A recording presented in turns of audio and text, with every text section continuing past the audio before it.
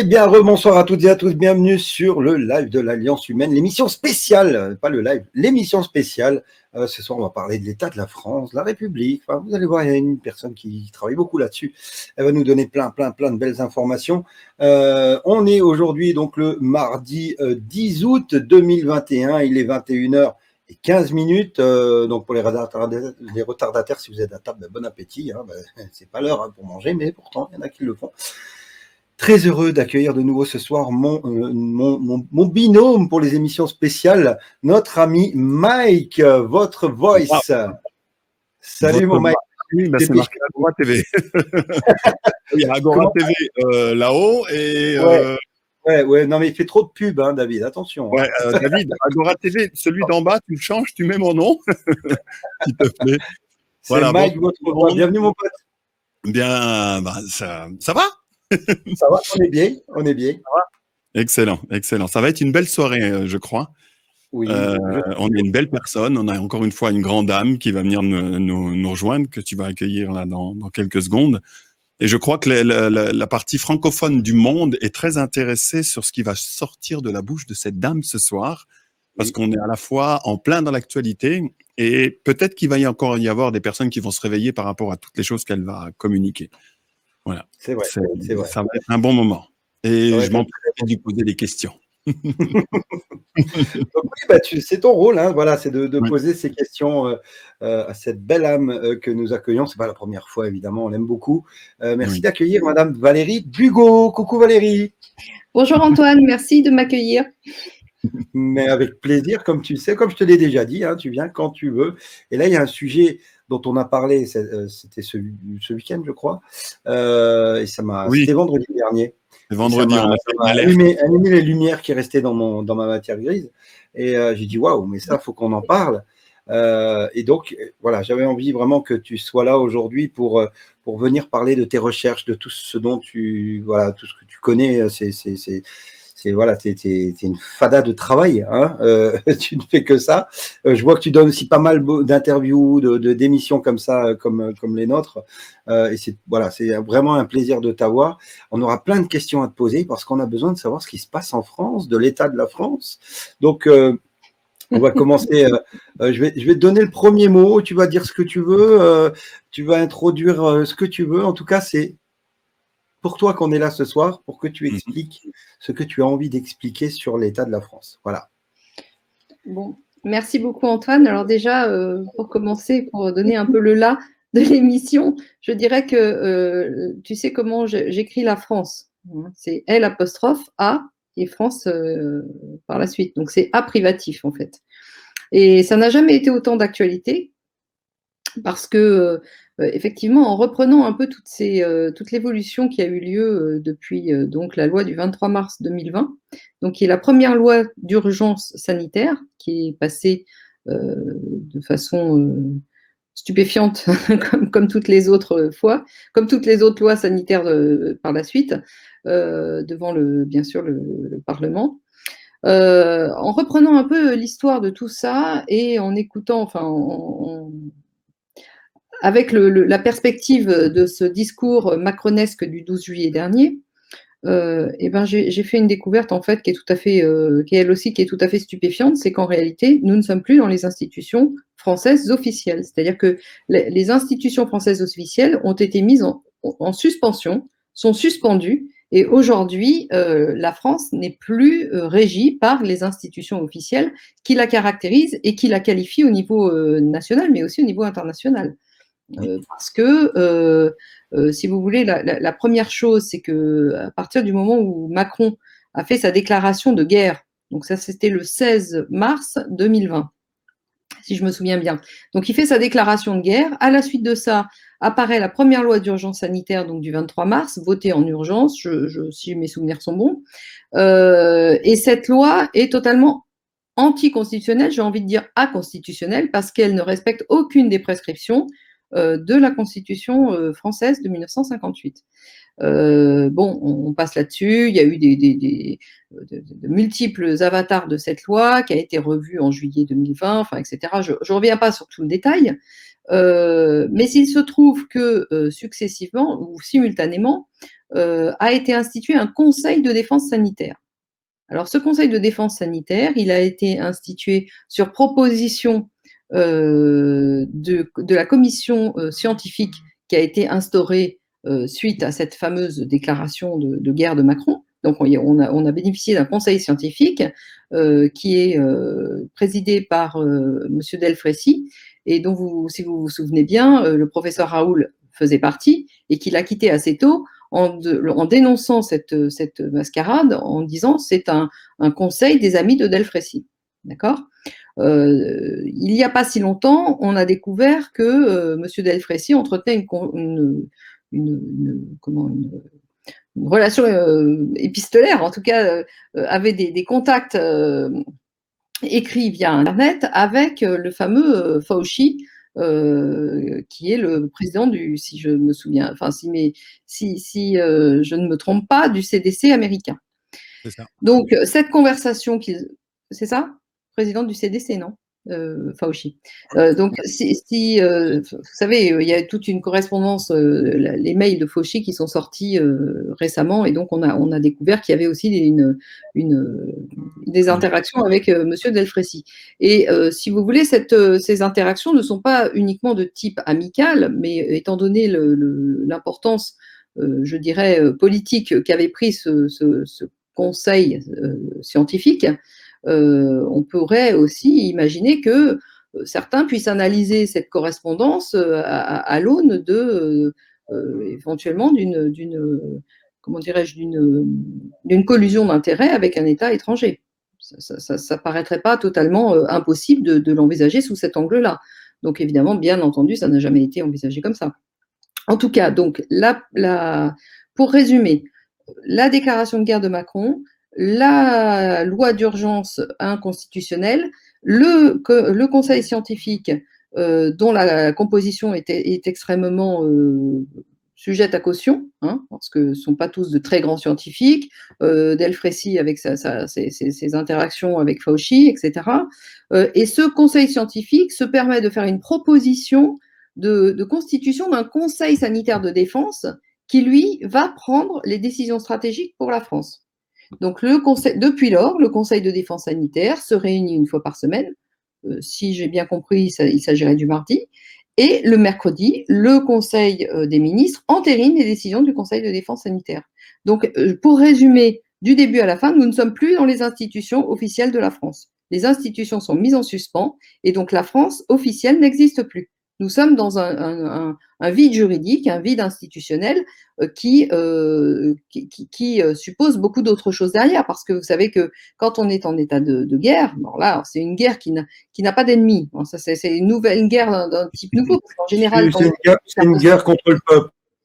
Et oui, parce que la déclaration de guerre, traditionnellement, elle était assortie d'un ennemi, elle était autorisée par le Parlement, etc. Vous savez qu'aujourd'hui, on n'a quasiment plus la possibilité, un État n'a quasiment plus la possibilité de déclarer une guerre. Néanmoins, Macron a fait quand même sa déclaration officielle de guerre, sans désigner d'ennemi, évidemment, mais avec toutes les conséquences d'une véritable guerre. C'est-à-dire que nous sommes régis par un conseil de défense, nous tombons sous le phénomène de la propagande de guerre, et cette propagande de guerre, il est bien évident, tout le monde l'a bien compris, elle n'était pas franco-française. Donc ce ne sont pas les institutions françaises qui régissent, si vous voulez, toute cette mascarade, toute comment je pourrais appeler ça? En fait, ce sont des institutions qui se surajoutent aux nôtres et qui prennent la place, en réalité, des anciennes institutions. Donc, je l'affirme, nous ne sommes plus en République française, nous ne sommes plus non seulement dans la Ve République, mais en République tout court. Les institutions sont mises en suspension. Donc, nous sommes dans un vide juridique. Il serait temps, au niveau international, d'acter le fait que la France n'existe plus officiellement. Pardon. Qu'est-ce qui existe alors dans ce cas-là? Ah bah, ce qui n'existe plus, c'est les institutions officielles qui nous donnent une existence légitime, légale, d'abord qui donnent une existence légitime à l'État français par rapport à sa propre population, et ce qui n'existe plus, c'est la structure juridique qui donne une existence institutionnelle, légale en droit international. C'est ça qui n'existe plus. En revanche, il y a encore des gens qui sont aux commandes, qui prennent des décisions et qui gèrent ce pays. Sauf que la gestion de ce pays n'est pas faite dans un cadre de légitimité politique et ni dans un cadre de respect du droit international. Donc les institutions ont été détournées de leurs fonctions et c'est comme si elles avaient été mises derrière vous savez, derrière le rideau, quoi. Donc c'est quand même relativement problématique, d'une part vis-à-vis des Français, d'autre part vis-à-vis du droit international, parce que nous faisons partie notamment de l'OTAN, hein, qui est comment dirais-je, Organisation du traité de l'Atlantique Nord, qui est un amas disons que ce traité a été signé par différents États. À partir du moment où un des États n'existe plus, que le commandement de l'OTAN existe encore et qu'il prend des décisions stratégiques de type d'aller faire je sais pas moi, des opérations à droite ou à gauche, est-ce que l'État français est encore officiellement concerné? Est-ce que les Français ont encore la légitimité d'appartenir à ce genre d'institution? Enfin, je donne un exemple, mais je dirais que pour l'Union européenne, c'est le même histoire. C'est-à-dire que l'Union européenne, c'est la France qui a signé les traités de l'Union européenne. Le dernier en date, je vous le rappelle, c'est le traité de Lisbonne. Maintenant, si la France n'existe plus, quid des institutions européennes? Est-ce qu'elles sont encore valides? Est-ce que les institutions européennes sont encore en droit d'exister alors qu'un des États membres, et qui est quand même un des États importants, un des États premiers de cette construction, a disparu?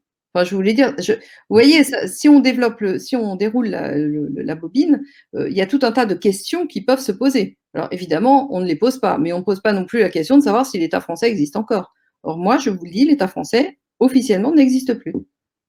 Par rapport à ce sujet, est-ce que justement, des institutions comme la police, l'armée, etc. Justement, ils sont tous détournés.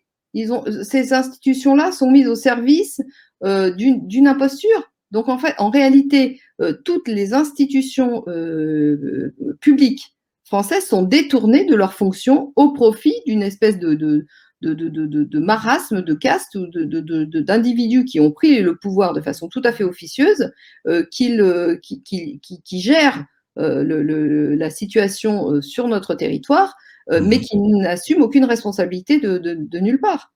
Comment est-ce que c'est possible de pouvoir, d'une façon ou d'une autre, je ne vais pas dire de le démontrer complètement factuellement, parce que quand on rentre dans cette sphère-là, bien évidemment, ça se passe dans les couloirs ou ça se passe de façon discrète, mais je sais quand même qu'il y a une bonne partie de la population qui écoute Antoine et qui a été éduquée sur le fait de OK, d'où viennent vos sources, comment ça marche, etc.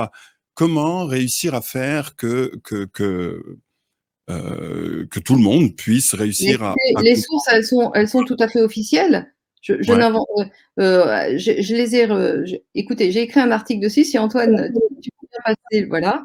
Vous pouvez consulter cet article sur mon site. Vous pouvez consulter aussi sur Réseau International, sur Profession Gendarme. Il a été repris par plusieurs sites et il sera bientôt diffusé sur le Sécœur francophone. Donc, à l'occasion de cet article, j'explique la succession des événements. Donc, ça commence par la déclaration de guerre de Macron. Ensuite, parallèlement, nous avons le Conseil de défense sanitaire et la loi d'urgence sanitaire qui se mettent en place. Tout ça en dehors, complètement en dehors du cadre constitutionnel. Je vous rappelle quand même que le cadre constitutionnel est le cadre prétendument indépassable de notre État. Nous sommes une république fondée sur le parlementarisme avec un cadre indépassable qui est la Constitution. D'accord ? Alors, effectivement, il y a toutes les histoires de traités, mais les traités ne peuvent pas contrarier la Constitution. S'ils les contrarient, il faut changer la Constitution. On a vu ça, il y a eu, je ne sais pas, 27 modifications. Enfin, cette Constitution ne ressemble plus à rien, et en tout cas, certainement pas à celle de 58, et encore moins celle qui est issue de la réforme de 62. On est bien d'accord là-dessus. Mais là, de façon officielle, à partir du moment où les lois ne respectent plus les formes prescrites par la Constitution, à partir du moment où toutes les libertés fondamentales sont bafouées les unes après les autres par une loi d'état d'urgence qui ne respecte pas la Constitution. Je rappelle encore, s'il faut en rajouter, que cette première loi d'état d'urgence du 23 mars 2020 a prescrit officiellement que les aides. Donc là c'est quand même ubuesque. Dans la loi, il a découlé de la loi que les institutions françaises, et en particulier le Parlement, ne pouvaient plus se réunir de façon normale. Alors que dans la Constitution, il est dit l'état d'urgence, c'est quand on constate que le Parlement ne peut plus se réunir de façon normale. Les institutions ne peuvent plus fonctionner de façon normale. Mais là, c'est la loi qui empêche les institutions de fonctionner de façon normale. Enfin, on est en plein délire constitutionnel, délire législatif. L'état de droit n'existe plus. Ils font ce qu'ils veulent. Ils s'assoient sur tous les principes fondamentaux du droit. Ils s'assoient sur notre Constitution. Ils font passer les textes qu'ils veulent, les plus scélérats, sans aucun contre-pouvoir. Nous ne sommes plus en Ve République. Nous ne sommes même plus en République tout court. On dirait bien que c'est un courant qui est quand même... Il y a un mode d'opération là qu'on voit si on sort des frontières françaises, qu'on voit que c'est un mode d'opération qui existe dans d'autres pays en Europe, voire plus loin, cette espèce de culot à s'asseoir justement sur tout ce qui constitue des accords, les accords de notre civilisation, à savoir nos règles, nos règlements, nos façons de faire, nos façons d'échanger, etc. Et les responsabilités qui incombent à tous ces dirigeants c'est pas un phénomène exclusif à la France, ce qu'on voit là. C'est vraiment quelque chose qui s'étend, ne serait-ce que si on regarde l'Europe, on s'aperçoit qu'ils ont le même comportement. Donc, qu'est-ce qui pourrait lier? Oui, parce que effectivement, quand je dis que l'équipe en place gère le territoire français, c'est bien que les décisions viennent d'ailleurs et que ces décisions elles viennent pas de la France. Donc, si elles viennent d'ailleurs et que si on est tous sous propagande de guerre, la même propagande de guerre, c'est bien que les décisions sont prises à un niveau supérieur. Et effectivement, aujourd'hui, on arrive à peu près à imaginer d'où viennent les décisions. Elles viennent de l'OMS, elles viennent de Davos, elles viennent de ce genre de structure. Et également, derrière tout ça, il y a les banques en arrière-fond, hein, parce que c'est toujours les banques qui sont là en support financier de tout ça, en fait. Et qui sont même en construction de tout ça. Donc, si vous voulez, ça, d'accord, c'est la réalité internationale. Mais moi, je mettais l'accent sur, de façon très prosaïque et pragmatique, sur la réalité française, parce que je ne suis pas sûre qu'elle se retrouve de façon aussi flagrante et caricaturale dans d'autres pays, parce que, de facto, nos institutions ne fonctionnent plus. Les décisions ne sont plus prises dans le cadre institutionnel qui fait que la France existe au niveau national et international. Donc, il faut acter maintenant, il faut faire savoir que la France n'existe plus. Que s'ils veulent instaurer un autre régime, dans ces cas-là, ils l'instaurent officiellement, ce qui n'a jamais été fait.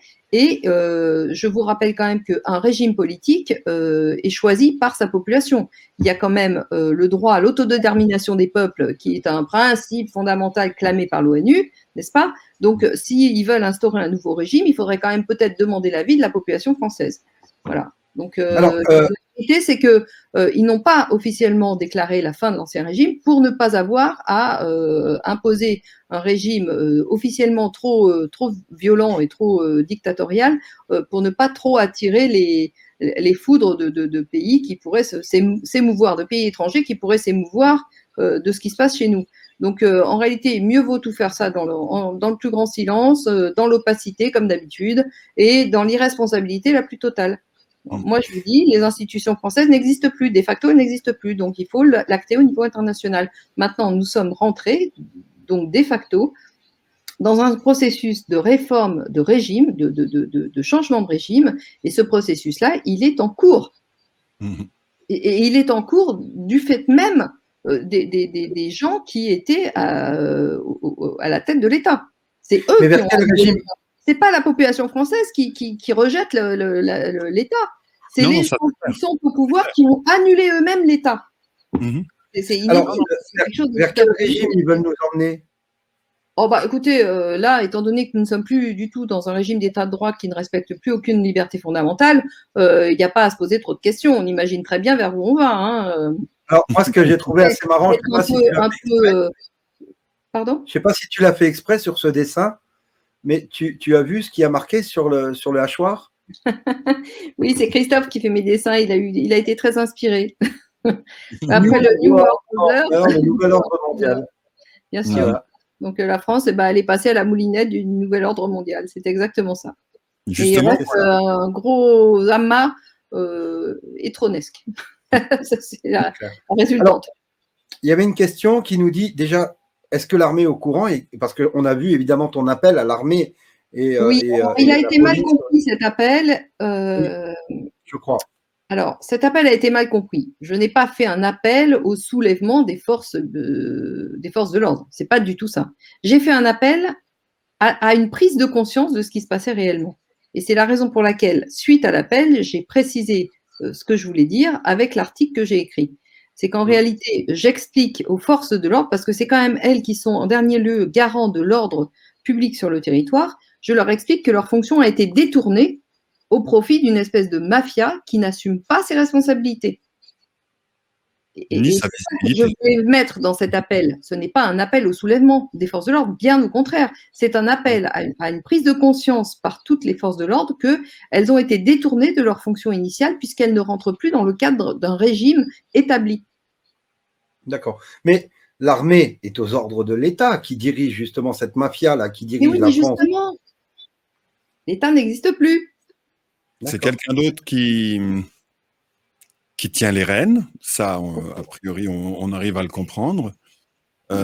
Comment aider justement d'une façon ou d'une autre par rapport à ce point de vue-là la police, l'armée et on va dire les forces de l'ordre en général, pour parce que moi aussi j'ai vu qu'il y avait des gens qui avaient réagi par rapport à cette petite vidéo alerte, mode alerte.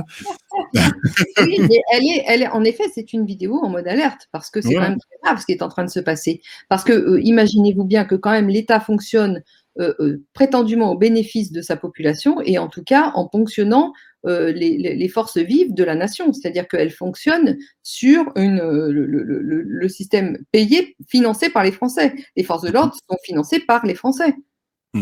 Complètement. Donc à partir du moment où des forces de l'ordre financées par la population n'est plus mise au service de l'ordre au profit de la population, il y a des questions à se poser. Et là, c'est là où je dis, chacun des membres de toutes les forces de l'ordre doivent faire face à leur propre conscience, à leur propre responsabilité individuelle, savoir si, en conscience, ils ont la possibilité de se mettre en retrait d'ordre qui leur semblerait dévier de leur fonction, de la fonction qu'ils doivent remplir, pour laquelle ils existent.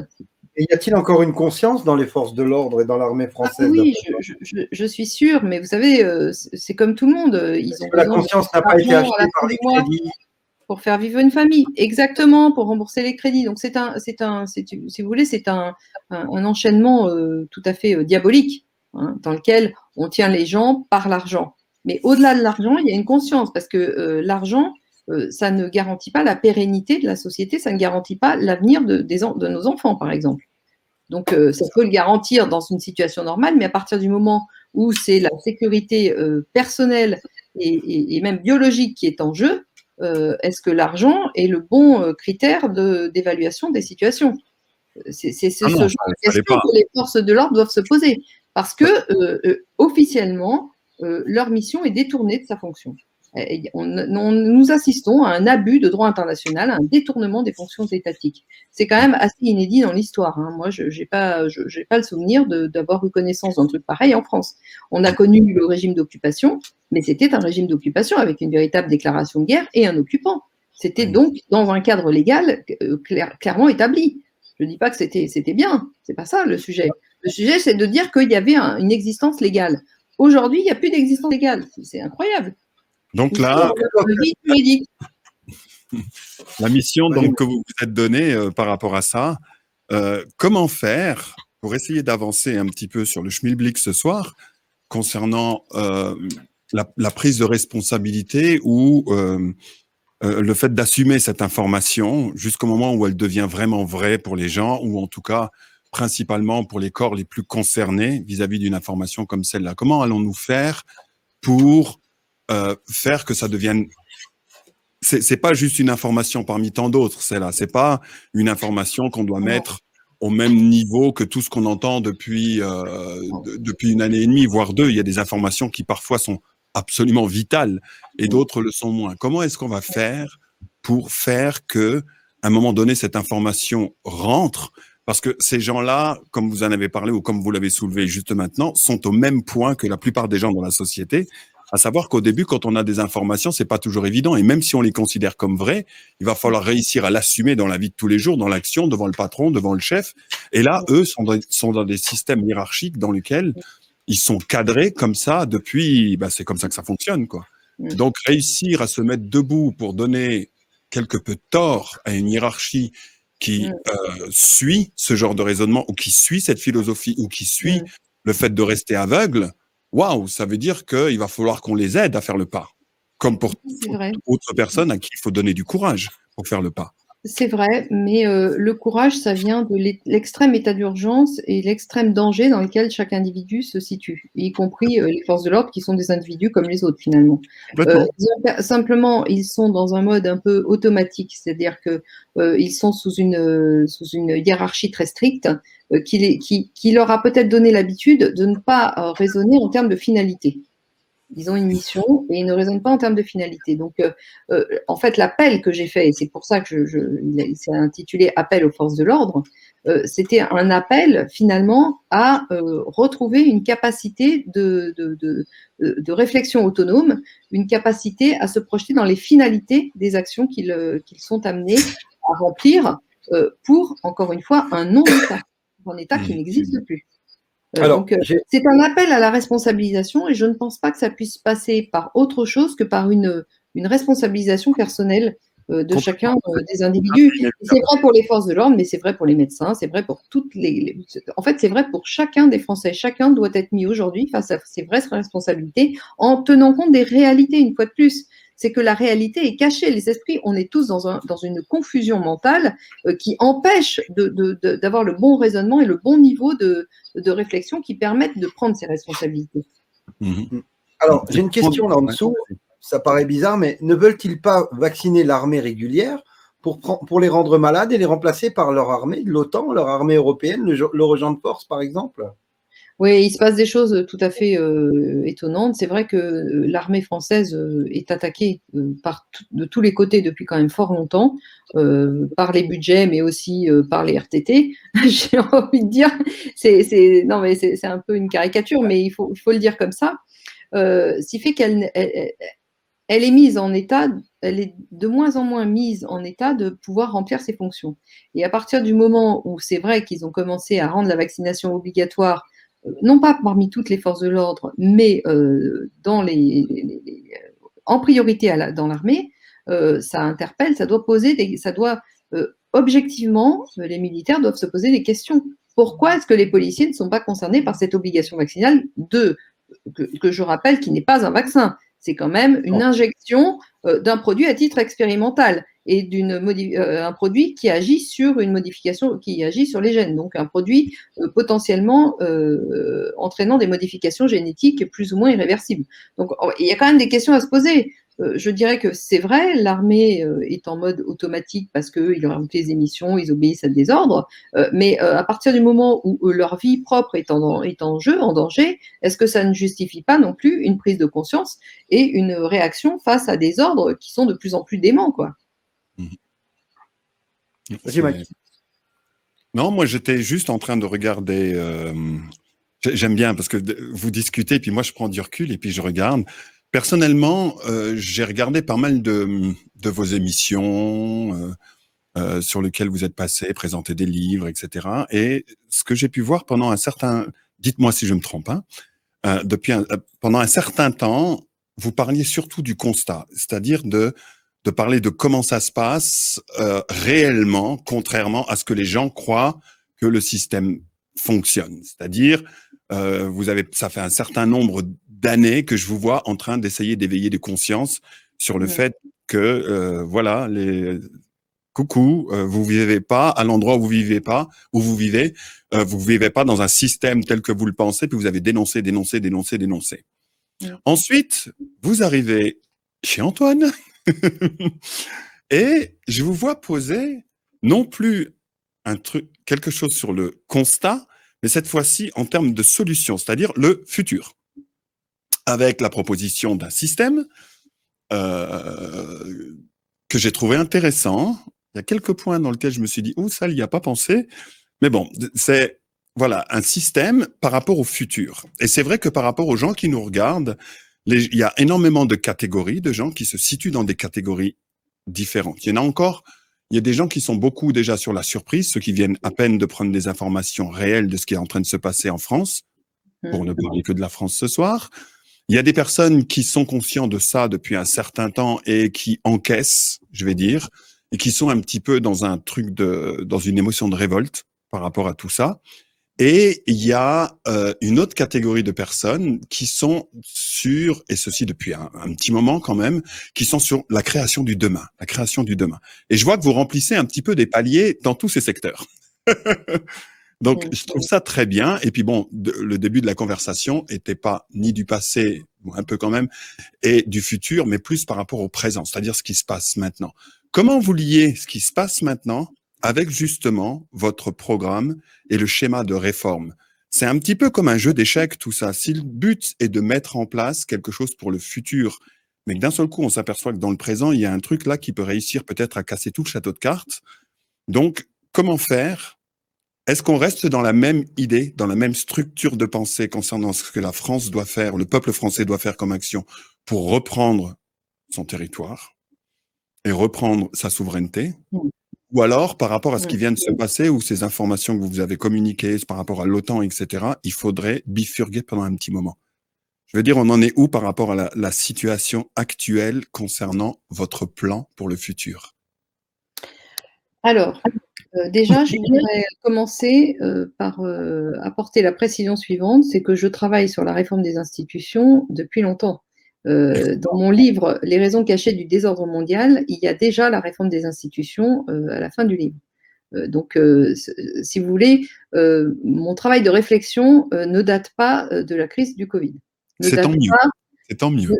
Ne date pas de la suspension de facto de nos institutions. Donc ça, c'était la première chose sur laquelle je voulais insister. La deuxième chose, pour répondre plus concrètement à votre question, eh bien, c'est que je pense que nous avons atteint aujourd'hui un pic, un état, je dirais, de décomposition qui est acté, qui est officiel, et qui entraîne par nécessité un changement de régime. Parce que les choses ont été beaucoup trop loin. Donc c'est ce que je disais, non seulement nous ne sommes pas plus en Ve République, mais moi j'ai toujours dit que la Ve République, on l'a abandonnée en 1992, donc c'est quand même pas d'hier. Aujourd'hui, c'est pas en Sixième République qu'on est, c'est en Septième ou Huitième République, d'accord? Donc le jeu sur le numéro des républiques n'est pas d'actualité. C'est pas notre problème. Le problème aujourd'hui, j'ai démontré que nos institutions étaient fondées depuis le départ, c'est-à-dire depuis qu'elles existent autour du parlementarisme représentatif associé à cette pseudo-séparation des pouvoirs, j'ai montré que ces institutions étaient vicieuses et qu'elles étaient en réalité une façon de détourner, de cacher aux yeux du public, c'est de la prestidigitation. Ça cache aux yeux du public le véritable rapport de force qui est derrière les coulisses et qui s'est instauré au profit de la haute finance, de la finance et de la haute finance. Nos institutions sont historiquement mises au bénéfice, au profit de la finance, mais c'est caché. On montre autre chose. On montre un théâtre, et derrière le théâtre, le rapport de force est différent. Vous comprenez ? Ça, c'est inhérent à nos institutions, et c'est depuis toujours. C'est pas depuis le Covid, ou c'est pas depuis la Ve République. Pas du tout. Ça date de beaucoup plus longtemps. Maintenant, à partir du moment où on est rentré dans cette étape, cette accélération historique des institutions, du délitement des institutions, parce que les gens qui ont créé ces institutions ont officialisé, et là je pense que Antoine est bien placé pour en parler, Sarkozy, à l'époque président de la République, a dit « Nous irons vers le nouvel ordre mondial, personne ne nous en empêchera ». Et en effet, il le disait. Il fait comme ça. Parce qu'il n'y avait déjà plus de contre-pouvoir. Ils avaient le pouvoir, mais officieusement. Et ces gens-là ont décidé de prendre le pouvoir officiellement. Et il leur fallait une crise. Et cette crise-là, eh ben, s'est avérée être la crise sanitaire. Elle aurait pu peut-être prendre une autre forme. En l'occurrence, elle a pris la posture, elle a pris la forme de la crise sanitaire. À partir du moment où cette crise sanitaire s'est installée, et la réponse, et que le président de la République lui a apporté la réponse que nous connaissons, c'est-à-dire une suspension de facto de nos institutions. Nous sommes donc entrés dans un processus de type j'aime pas trop le mot révolutionnaire parce que c'est toujours dans des mauvaises mains, les révolutions. Mais Ouais. révolutionnaire, nous sommes entrés dans un processus de réforme fondamentale de notre régime politique. Et ça, c'est pas moi qui le veux. C'est de facto ce vers quoi les gens qui ont pris le contrôle de l'État nous ont amenés. Mhm. Il faut juste en prendre conscience. Et là, nous sommes à un point de rupture, c'est-à-dire qu'ils n'ont pas officialisé encore la nouvelle structure qu'ils veulent mettre en place et qui sera évidemment dictatoriale, mais ils n'ont pas non plus officialisé le fait que l'ancienne structure était morte. Ils restent dans une confusion volontaire qui est largement nourrie par la désinformation médiatique, d'accord ? Donc, ils restent dans cette situation confortable pour eux dans laquelle ils n'ont jamais à donner de garantie et à donner ils ne sont jamais responsables de rien en aucun terme possible. Tout est garanti par la crise sanitaire et le besoin prétendu de nous protéger de nous-mêmes. Vous voyez ? Donc, Oui, ils oui, jouent oui. sur la peur pour cacher le fait que nous sommes en changement de régime politique. Mhm. Et Ok. ça, c'est très grave. Donc ça, comment dirais-je, c'est une étape tout à fait fondamentale. Vous savez que dans les courses de relais, c'est un moment où le bâton se transmet d'un coureur à l'autre. Mhm. Là, nous sommes à une étape tout à fait officiellement fondamentale qui va nous faire basculer vers autre chose. Alors, Moi, je vous le voulais juste. disiez, Vas-y, Valérie. Vas-y. non. Alors, Non, mais je voulais juste rajouter qu'effectivement, Sarkozy avait dit personne, avec ce geste-là, ne nous empêchera d'aller vers ce nouvel ordre mondial. En plus de ça, on voit que depuis que Macron est à la tête et le pantin de l'État profond pour la France, on a vu revenir Sarkozy en loose day, par-dessous, parce qu'on voit tous ces sbires comme Darmanin, comme premier sinistre, qui était à l'époque un des conseillers de Sarkozy, je me souviens plus de son nom, Cachesex, voilà, tous ces gens-là faisaient partie du groupe de Sarko à l'époque. Et quand ils ont viré l'ancien Premier ministre avec la tâche, là je me souviens plus de son nom, qui était aussi un UMP à l'époque, ils ont remis des gens de proches de Sarko, parce que c'est Sarko qui est à la manœuvre avec Attali en France pour l'État profond. Voilà, Attali a créé Macron, Sarkozy lui sert de marionnettiste, tout simplement. Donc on voit bien que l'État profond est à la manœuvre, mais qu'est-ce qu'on peut... Alors, évidemment, moi, tu sais, Valérie, tu connais mon point de vue avec les États-Unis, machin, on attend pas mal de choses. On verra. Je sais que c'est pas ton point de vue et on le respecte, évidemment. Mais admettons, il se passe rien. Que peut faire le peuple? Que peuvent faire les généraux? Parce qu'on a vu que des généraux ont lancé des appels, des anciens généraux à la retraite et des gens actifs aussi. Quels sont les leviers que nous avons aujourd'hui pour justement faire les choses? C'est ça, c'est là où je voulais en venir, c'est la vraie réponse à Mike, c'est que les leviers n'ont jamais été aussi importants.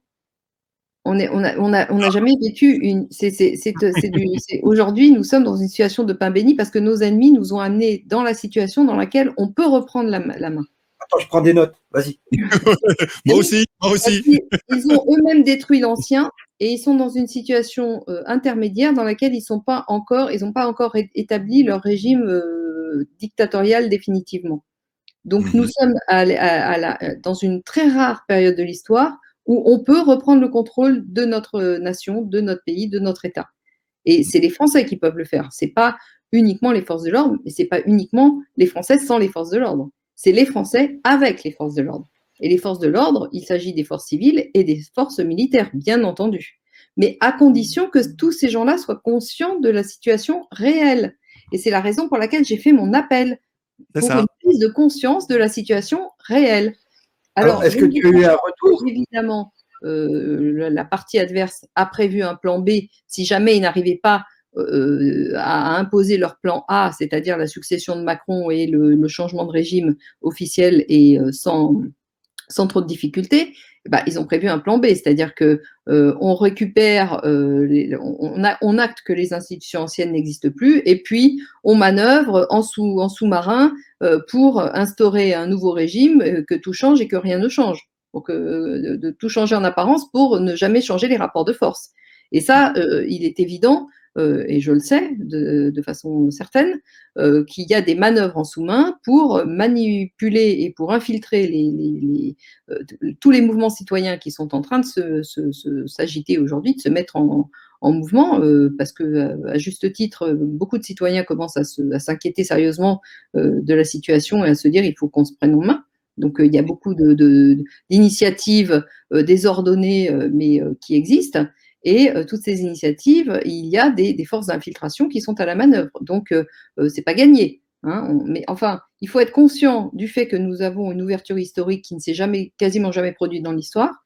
Que deuxièmement, on a une partie adverse qui ne va pas vouloir lâcher le morceau comme ça, et qu'on a une possibilité tout à fait inouïe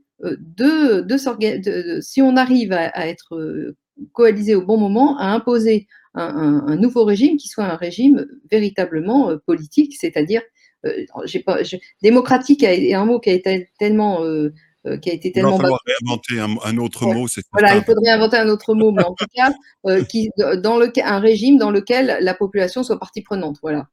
Ça peut se dire comme ça, non? Voilà. Qu'est-ce qu'on fait? On met des états généraux en place, on fait quoi? Des états généraux, ça demande une structure. Vous savez, les états généraux, ils étaient prévus dans l'Ancien Régime, ça existait, ils étaient réunis, pas très régulièrement, mais ils avaient déjà été réunis précédemment avant la Révolution. Donc c'était quelque chose qui existait. Nous, on n'a rien de ce type-là qui existe. Il faut tout réinventer en réalité. Et c'est là que la grande difficulté réside. Moi, je ne peux pas me mettre en avant parce que je n'ai pas travaillé pour me mettre en avant. Mais le régime, la réforme que j'ai prévue, c'est une réforme qui permet de faire le lien historique entre tous les régimes qu'on a connus depuis 1000 ans. C'est une réforme qui est une évolution institutionnelle qui essaye de prendre le meilleur de tous les régimes qu'on a connus depuis, je vous dis, les 1000 dernières années. Alors, je ne remonte pas à Rome, hein, je parle des 1000 dernières années, c'est-à-dire depuis l'an 1000, quoi. Hein. Donc, c'est une proposition que je fais, et cette proposition, elle n'est pas faite pour me mettre moi-même sur le trône de France ou sur le trône du président. Elle est faite pour inciter les gens à se réorganiser, pardon, je commence à être un peu fatiguée, à se réorganiser par thème de façon à être efficace et à, de facto, individuellement, récupérer une partie du pouvoir politique que nous avons complètement abandonné à des gens qui n'en sont pas dignes. Est-ce que tu as pris contact, déjà, première question, est-ce que tu as eu un retour de cet appel vidéo que tu as fait? Est-ce que tu as eu un retour de justement ces entités-là, les militaires ou les policiers? Oui, certaines forces de l'ordre m'ont écrit. C'était des gens qui étaient relativement démunis, qui étaient un peu sidérés, des gens qui avaient parfaitement pris conscience de la situation et qui étaient prêts à passer à l'étape d'après, mais qui ne savaient pas comment faire. Et moi, je ne suis pas en mesure d'organiser toute la France toute seule, voyez. Donc, je ne peux pas, à moi toute seule, faire ça. Donc, c'est des gens à qui je ne peux pas répondre en réalité, parce que ça demande une mise en route collective. Alors, je sais que cette mise en route est en cours. Effectivement, ma réforme des institutions a quand même résonné dans certains esprits, et ils se disent, et ils ne savent pas encore trop comment faire. Les gens sont encore un peu démunis. Mais les forces de l'ordre, certains sont quand même très conscients de ce qui se passe parce qu'ils ont vu les choses évoluer. Hein. Moi, je les ai vues de l'intérieur parce que je pratiquais le droit et le droit au niveau conceptuel, c'est-à-dire au niveau de son évolution et de sa finalité. Là, le droit, j'ai arrêté de pratiquer en tant qu'avocate depuis longtemps, mais c'était pas ça qui m'intéressait, et c'est pas ça qui a fait que tous mes travaux se sont réalisés. J'ai vraiment observé le droit d'un point de vue conceptuel, vraiment. Donc, si vous voulez,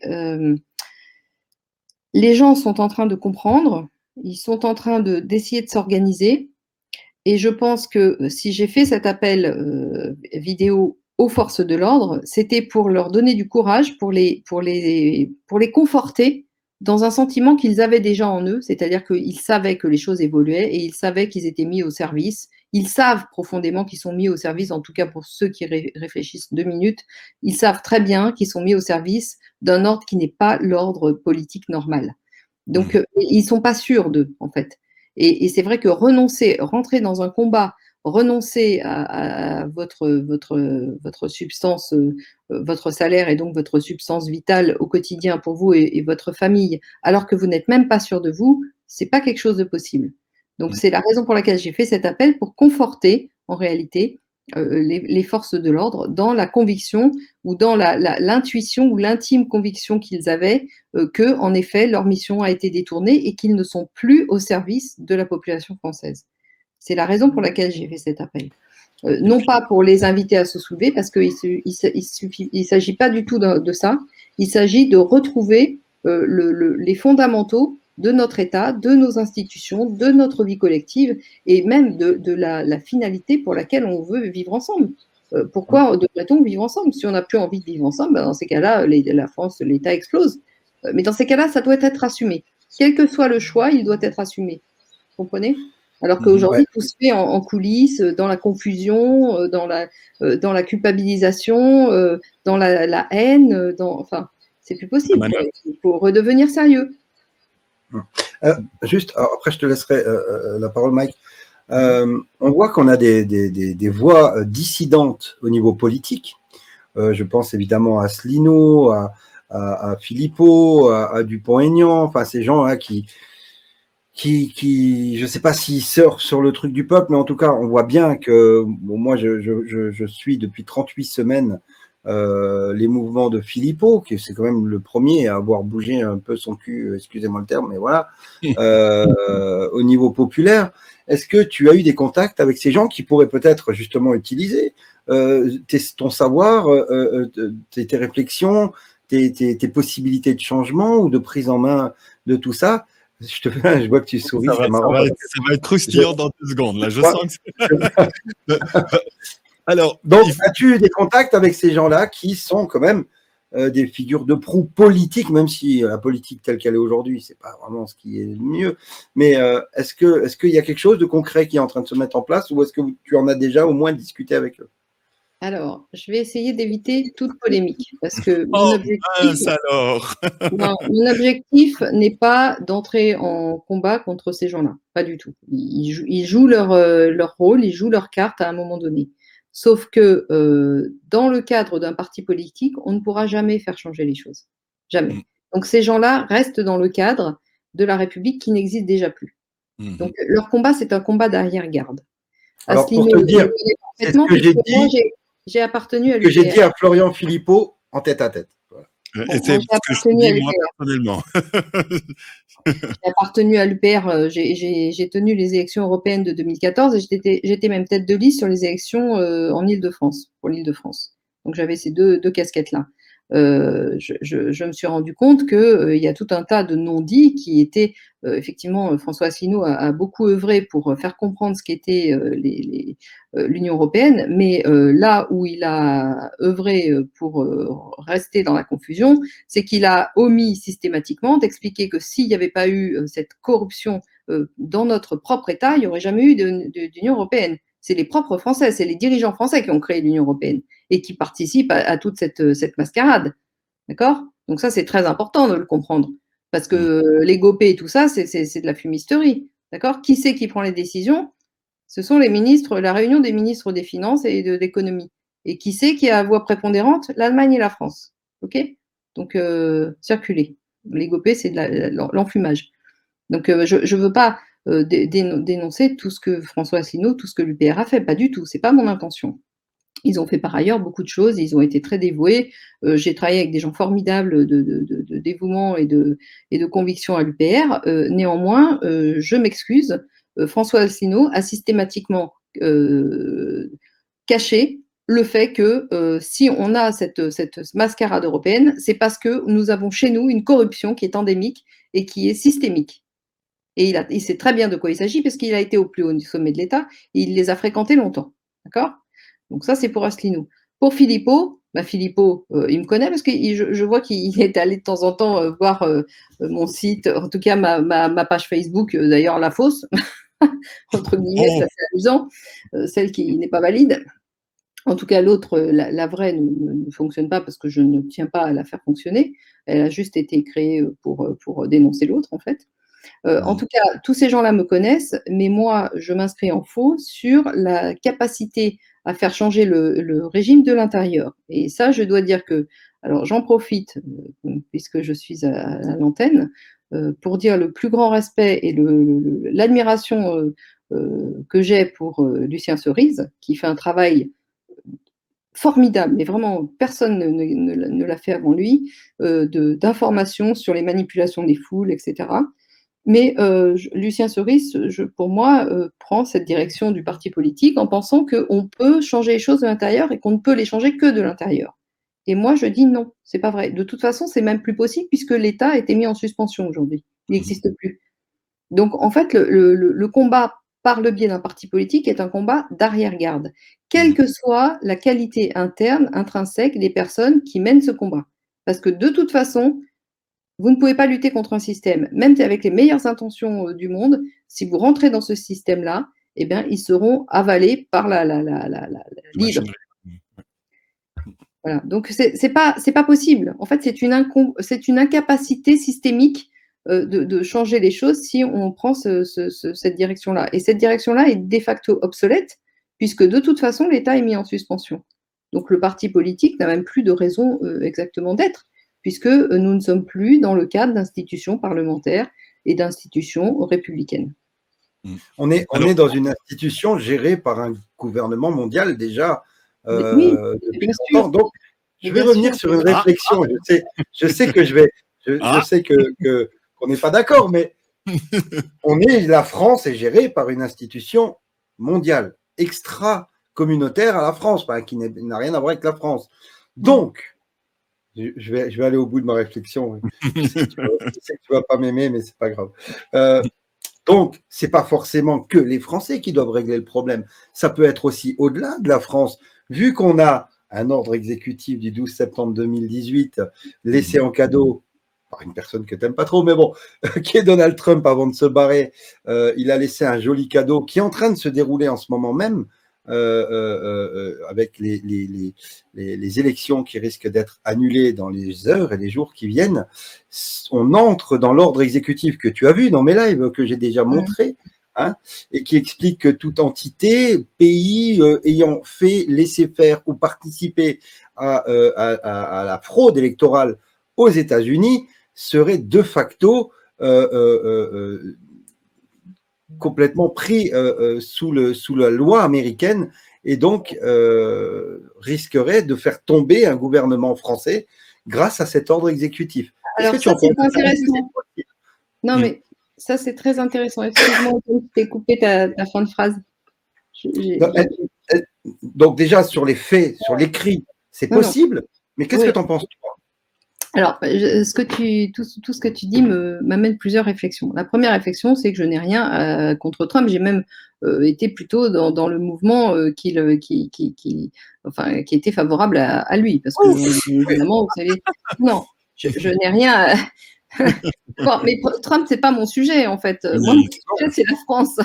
Mais Trump, en fait, m'occuper de l'empire américain qui voudra de toute façon nous garder sous cloche d'une façon ou d'une autre. Alors, tu sais quoi, on va rayer Trump de l'équation et on va parler. On a aujourd'hui une patriote. Moi, je parle des patriotes. Voilà, on va parler de l'alliance. Moi, j'appelle ça l'alliance, qu'elle soit militaire ou patriote. Il y a une alliance mondiale qui existe depuis 1963 et ça, on le sait maintenant. Voilà, c'est plutôt clair.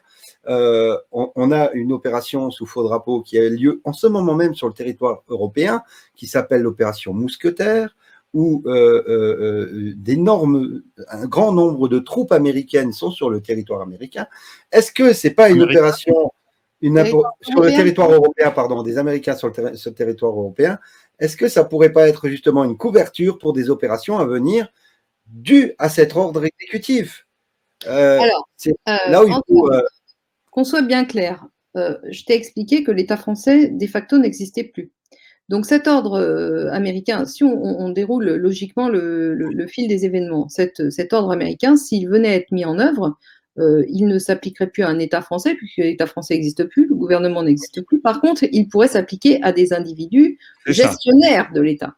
Et Voilà. là, on Et rentre c'est dans des choses clairement. qui peuvent commencer à devenir intéressantes, parce que dans quelle mesure les Américains estimeront que certains Français ont participé à cette trahison politique, parce que ce Alors, qui ils s'est n'ont pas passé aux besoin de États-Unis est tout à participer. fait inadmissible.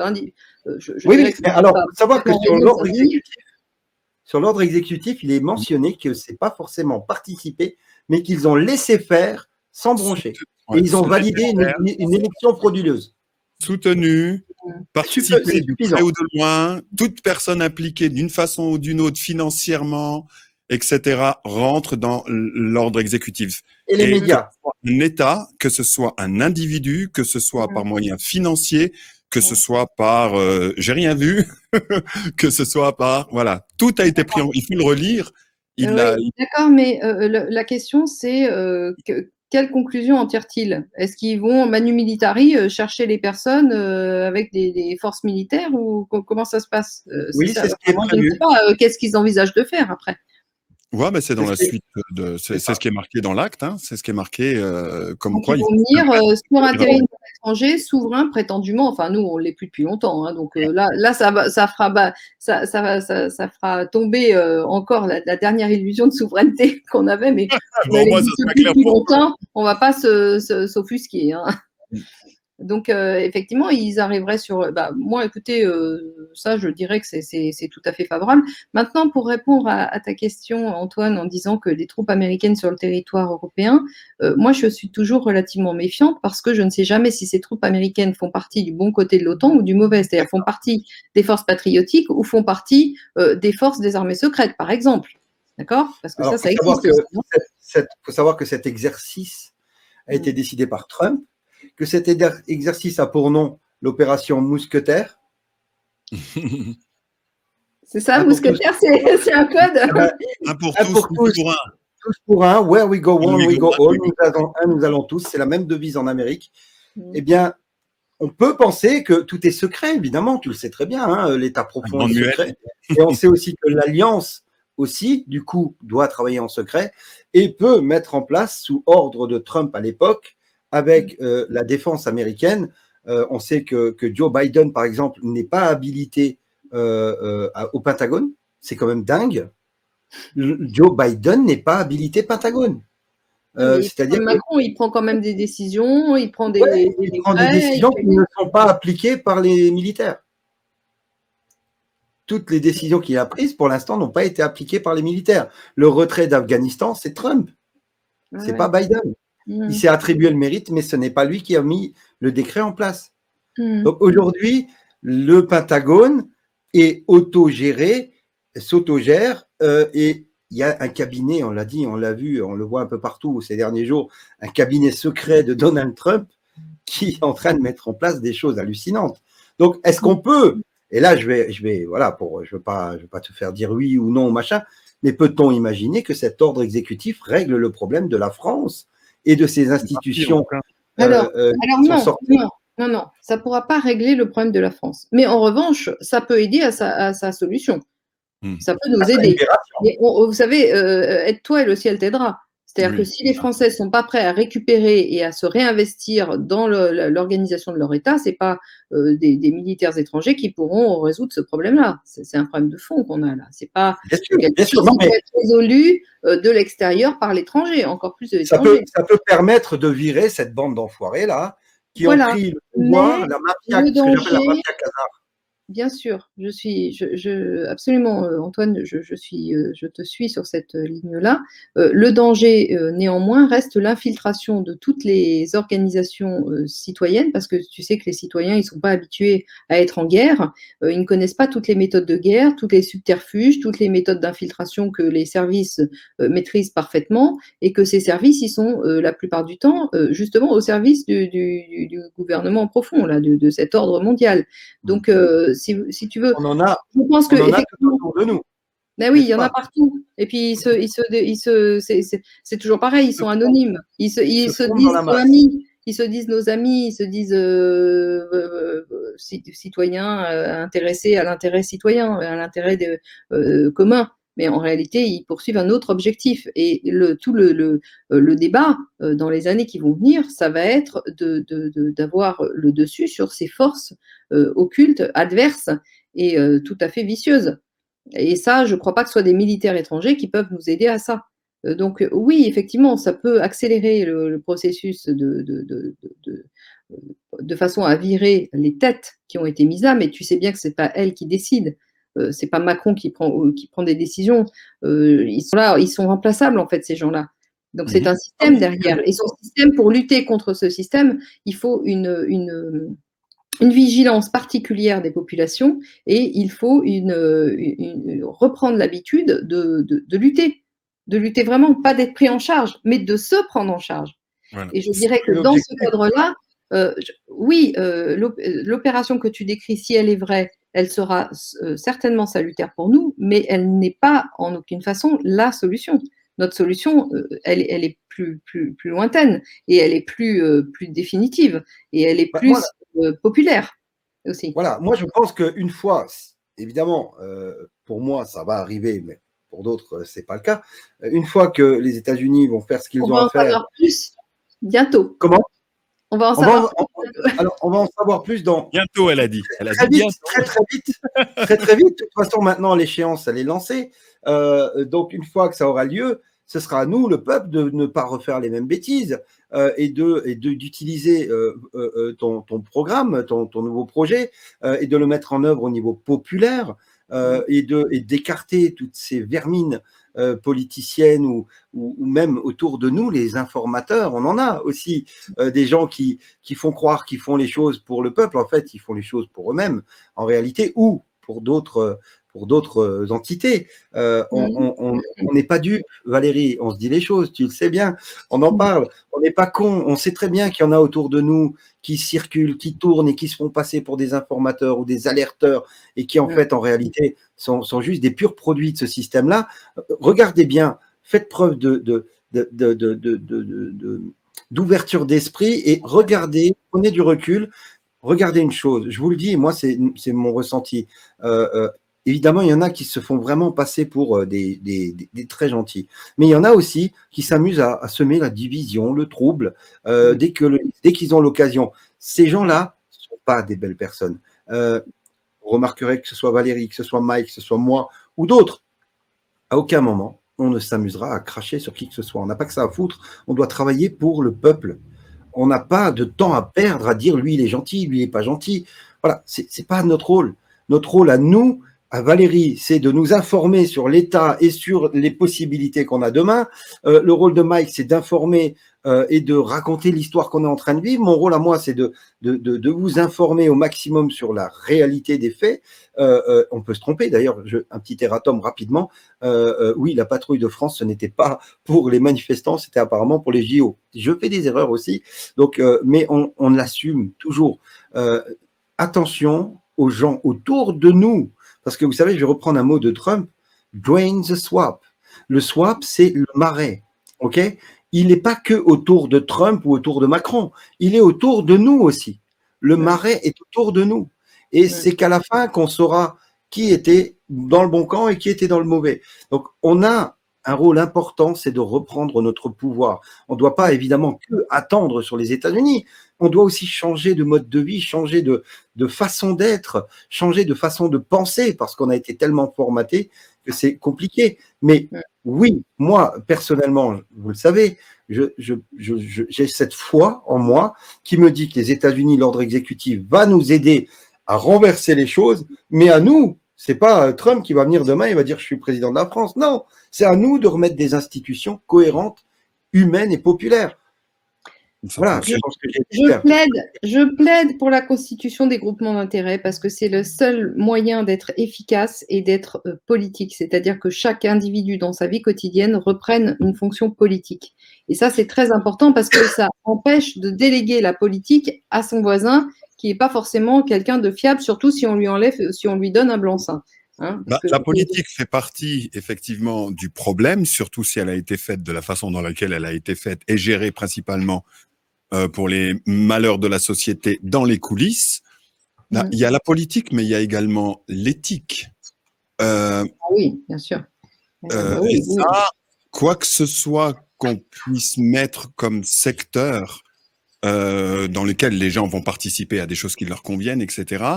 On a vu comment, je sais pas, mais ça, c'est des expériences qu'on a vues individuellement dans nos propres vies, sur le fait de rencontrer quelqu'un qui fait quelque chose parce qu'il se dit ça lui tient à cœur, il aime ça, il aimerait participer à cette chose. Et puis, en avançant dans cette profession ou de cette chose qui lui plaît, un jour, il fait une erreur. Et puis après, il a tendance à la recommencer, cette erreur. Puis il commence à faire un truc pas tout à fait correct. Et puis après, il a tendance à la recommencer, cette chose pas tout à fait correcte, jusqu'au moment où il se perd et il commence à mettre des accords avec d'autres personnes qui en sont, d'un point de vue conscience, à peu près au même niveau que lui. Et il commence à glisser petit à petit dans ce genre de mécanisme où on va se rendre service des intérêts communs, etc. Et voici la graine de la chose qui revient. Et c'était le petit point que je me disais dans votre programme, comment on peut, parce que là, il y a un niveau d'éducation, de compréhension par rapport à l'homme. Alors, je sais que vous y avez différents départements ou différents machins, où il y avait le spirituel, le religieux, la Non, philosophie. oui, mais c'est pas ça qui résout la question que vous soulevez, Maïs. C'est pas du tout ça qui résout.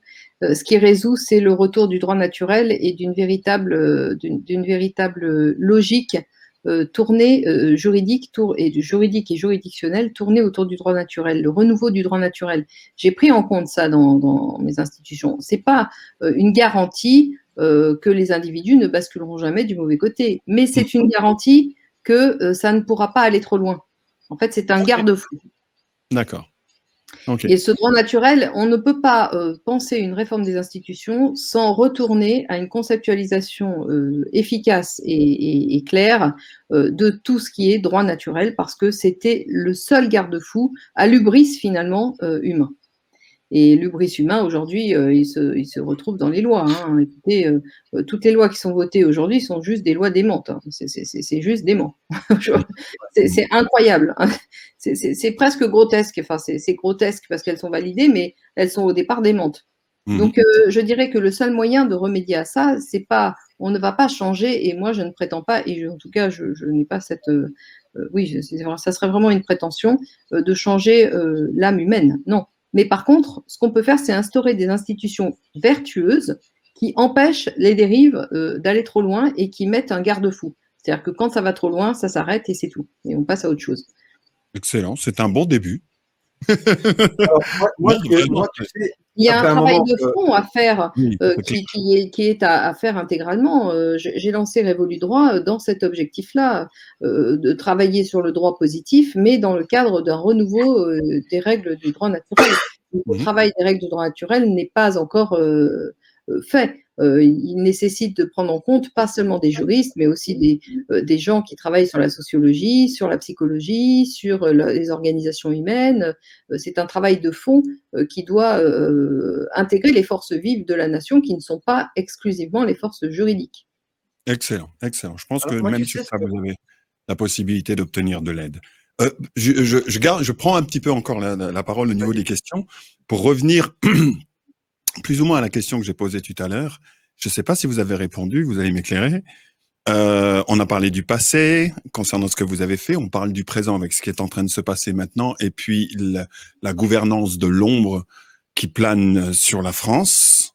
Bon, qu'est-ce qu'on fait avant que ce soit trop tard, pour qu'on puisse au moins s'accorder une chance de pouvoir se retrouver un jour autour de la table pour mettre en place un programme comme le vôtre, par exemple, ou avec d'autres personnes qui ont pensé différentes choses concernant le futur. Mais là, on dirait qu'il y a un espèce de fossé, là, et ensuite, l'herbe est grasse de l'autre côté. Mais on dirait qu'il y a quelque chose là qu'il faut qu'on s'en occupe et qu'il faut qu'on s'en occupe dans le présent. Oui, on va mettre un guet. Alors moi, je vais vous donner mon avis personnel. Ça reste un avis personnel, je ne l'impose à personne, mais j'estime que c'est la seule voie possible. J'estime qu'on est dans une situation d'urgence. On ne peut pas tout réinventer en situation d'urgence parce qu'on n'est pas dans le bon état d'esprit. Le travail que j'ai fait est un travail posé sur la durée et qui tient la route. Donc, je l'offre et je propose de partir sur ce fondement-là. Et sur ce fondement-là, la chose qui manque aujourd'hui, ce sont des gens qui coordonnent, des coordinateurs. L'organisation. Voilà, des organisateurs qui mettent en œuvre les groupements d'intérêt dans le sens de l'organisation pour l'avenir, mais aussi la défense des intérêts corporatistes par thème d'activité et par métier. Et ça, on a des gens qui sont pleins d'allant, pleins d'idées, mais sauf que leurs idées partent dans tous les sens. S'ils sont médecins, ils vont se mettre à faire de la politique ou de la philosophie. C'est pas le sujet. Là, il faut maintenant, pour être efficace, il faut coordonner, il faut trouver des coordinateurs qui se dévouent finalement, parce que c'est quand même un travail assez ingrat et très difficile, mais il faut le faire et il y a des gens qui sont doués pour ça. Donc j'appelle aux gens qui sont doués pour l'organisation et la coordination à quitter les fonctions qui aujourd'hui les font peut-être vivre, mais qui ne pourront plus les faire vivre dans l'avenir, étant donné que nous glissons très dangereusement vers une dictature très très sévère. Donc j'appelle tous les gens qui ont des compétences en coordination à se pencher sur le travail, enfin en tout cas à lire et à comprendre le travail que j'ai fait, et pour ensuite le mettre en œuvre par la coordination et en mettant en route des groupements d'intérêt. Voilà, il manque uniquement des organisateurs. Et c'est vrai qu'en période d'effervescence et de confusion et d'urgence, c'est pas facile en fait, parce que c'est un peu décalé. Le besoin qu'on a est décalé par rapport à l'effervescence actuelle et à la peur, à la confusion, au besoin de tout penser tout d'un coup, alors que pendant des décennies, personne ne s'est posé la moindre question. Aujourd'hui, dès qu'ils voient une virgule ou un mot de travers, ils se mettent à imaginer des choses incroyables derrière des intentions cachées. Donc, en même temps, si on a affaire à de vrais organisateurs, ils sont capables de le comprendre. Ça, sinon, c'est voilà. C'est ça qui nous manque. Et le gué, vous savez, le bateau là qui passe d'une rive à l'autre, eh bien, en fait, c'est ça, c'est un coordinateur. Et on a besoin de ça pour quand? Pour tout de suite? Hier. Ok. Immédiatement. Le message est passé. Bon entendeur. Ouais. Alors, moi, je vais crever un abcès parce qu'il y a beaucoup de questions à ce sujet. Ça paraît alors, je voulais. Excuse-moi, je t'interromps Antoine, parce que je viens de voir que tu as affiché ce schéma et que j'en profite pour dire que avec quelques personnes très compétentes, j'ai commencé à travailler sur la question de la monnaie et que la solution monétaire, à mon avis, sera en tout cas dans le cadre des réformes, de la réforme que je propose, la solution monétaire sera possible à mettre en œuvre, je pense, d'ici la fin de l'année. Ouais. Encore faut-il que les groupements d'intérêt soient organisés, tout ça, pour que ça puisse fonctionner. Oui. Ouais. Donc, c'est une invitation aussi, une fois que vous aurez organisé, que les groupements d'intérêt auront commencé à se coordonner, on a la ressource monétaire qui pourra arriver en même temps. D'accord. Donc, évidemment, on lance un appel aux gens qui ont envie de coordonner tout ça, s'ils ont les capacités, les possibilités. Donc, c'est voilà, on va continuer à suivre ça. Tu sais que Valérie, on va se revoir, hein, évidemment. Je veux crever un abcès parce que tu sais comment que c'est. On cherche toujours à lier tout le monde à l'état profond. Et on a vu une petite chouette qui pose plein de questions aux gens. Et donc, c'est bien de crever l'abcès tout de suite. Tu as une petite chouette là en haut et on a vu sur le t-shirt à Macron une petite chouette qui ferait. Macron, c'est un hibou. C'est un hibou. Voilà. C'est un hibou. Le symbole de l'hibou, c'est autre chose. Qu'est-ce que c'est que ce symbole qui trône au-dessus de chef de l'État ou bon, moi, tu sais que moi, je suis plutôt vers le Conseil des sages. Athéna. Alors, tu peux. J'ai écrit un article qui est sorti sur mon site. Alors, si tu vas voir sur le site, sur la page d'accueil. Ouais. Retourne sur la page d'accueil. Voilà. Descends un petit peu. Non. Ouais. Non. Page d'accueil. Hein? Qu'est-ce que c'est que ça? Je suis à l'accueil, là. Non. Ah bon? Non, voilà. Là. Voilà. Accueil. Réforme des institutions, précision et réponse. Alors, la chouette, c'est parce que, pour raconter l'histoire du départ, c'est un Belge, qui m'a suggéré de mettre un symbole pour symboliser, en fait, pour représenter les institutions, la réforme des institutions. Donc, en guise de symbole, je ne sais pas si c'est vraiment un symbole, mais en tout cas, c'était un élément visuel qui se retrouvait sur tous les dessins. Voilà. C'était un fil conducteur sur chacun des dessins. Et de fil en aiguille, j'étais partie évidemment du coq gaulois, mais je me suis dit, bah non, c'est le renouveau, donc il faut partir d'un poussin. Donc j'ai travaillé avec Christophe, qui est formidable, hein, c'est mon webmaster. Il fait un travail formidable. Il est exceptionnel. Je le remercierai jamais assez. On a travaillé ensemble. On est arrivé à un résultat qui était vraiment pas très satisfaisant au niveau esthétique, etc. On n'arrivait pas à quelque chose de bien. Et puis finalement, il y a des petits jeunes qui sont venus et qui m'ont dit, et si on mettait une chouette? Alors une chouette avec une colonne grecque sur certains dessins. D'ailleurs, si tu retournes sur les dessins que tu montrais tout à l'heure, on va voir la colonne. Elle est une réforme des institutions. Voilà, regarde. Tu vois, en haut, voilà, c'est ça. Le logo de la réforme des institutions, c'est celui-là. Et le symbole, c'est la chouette. Et la chouette, c'est Athéna. C'est la déesse qui représente la sagesse, qui représente la connaissance et qui représente la stratégie militaire. Et je trouve que c'était parfaitement adapté à notre situation parce qu'il s'agit de retrouver les fondements de notre société, notre civilisation, qui commence par la Grèce antique, n'en déplaise à certains.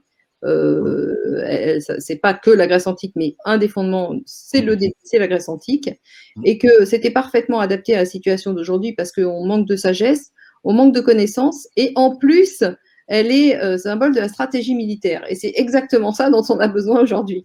Donc je me suis dit, c'était vraiment l'animal de la situation.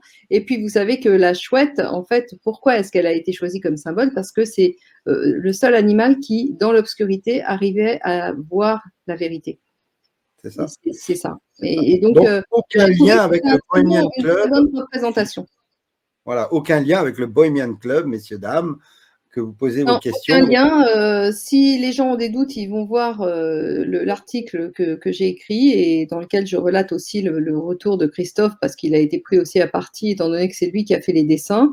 Donc il s'est senti aussi autant agressé que moi et je dirais qu'il a fait une réponse aussi formidable.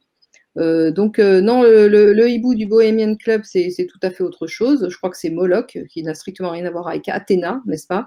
Et puis de toute façon, sur la symbolique, il faut aussi raison garder. C'est-à-dire que c'est pas parce que une civilisation va mettre un symbole sur un truc et puis une autre d'après mettra un autre symbole. Je veux dire, il faut, voilà. En tout cas, moi, j'ai voulu retourner aux fondamentaux de notre civilisation occidentale.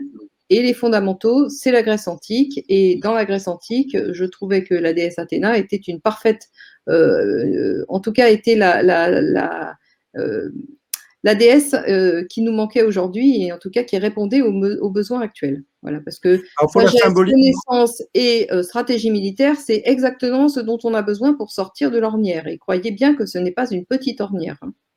C'est ça. Moi, dans la symbolique, ce que j'aime bien, c'est Henry Q. Ah, tu comprendras pourquoi.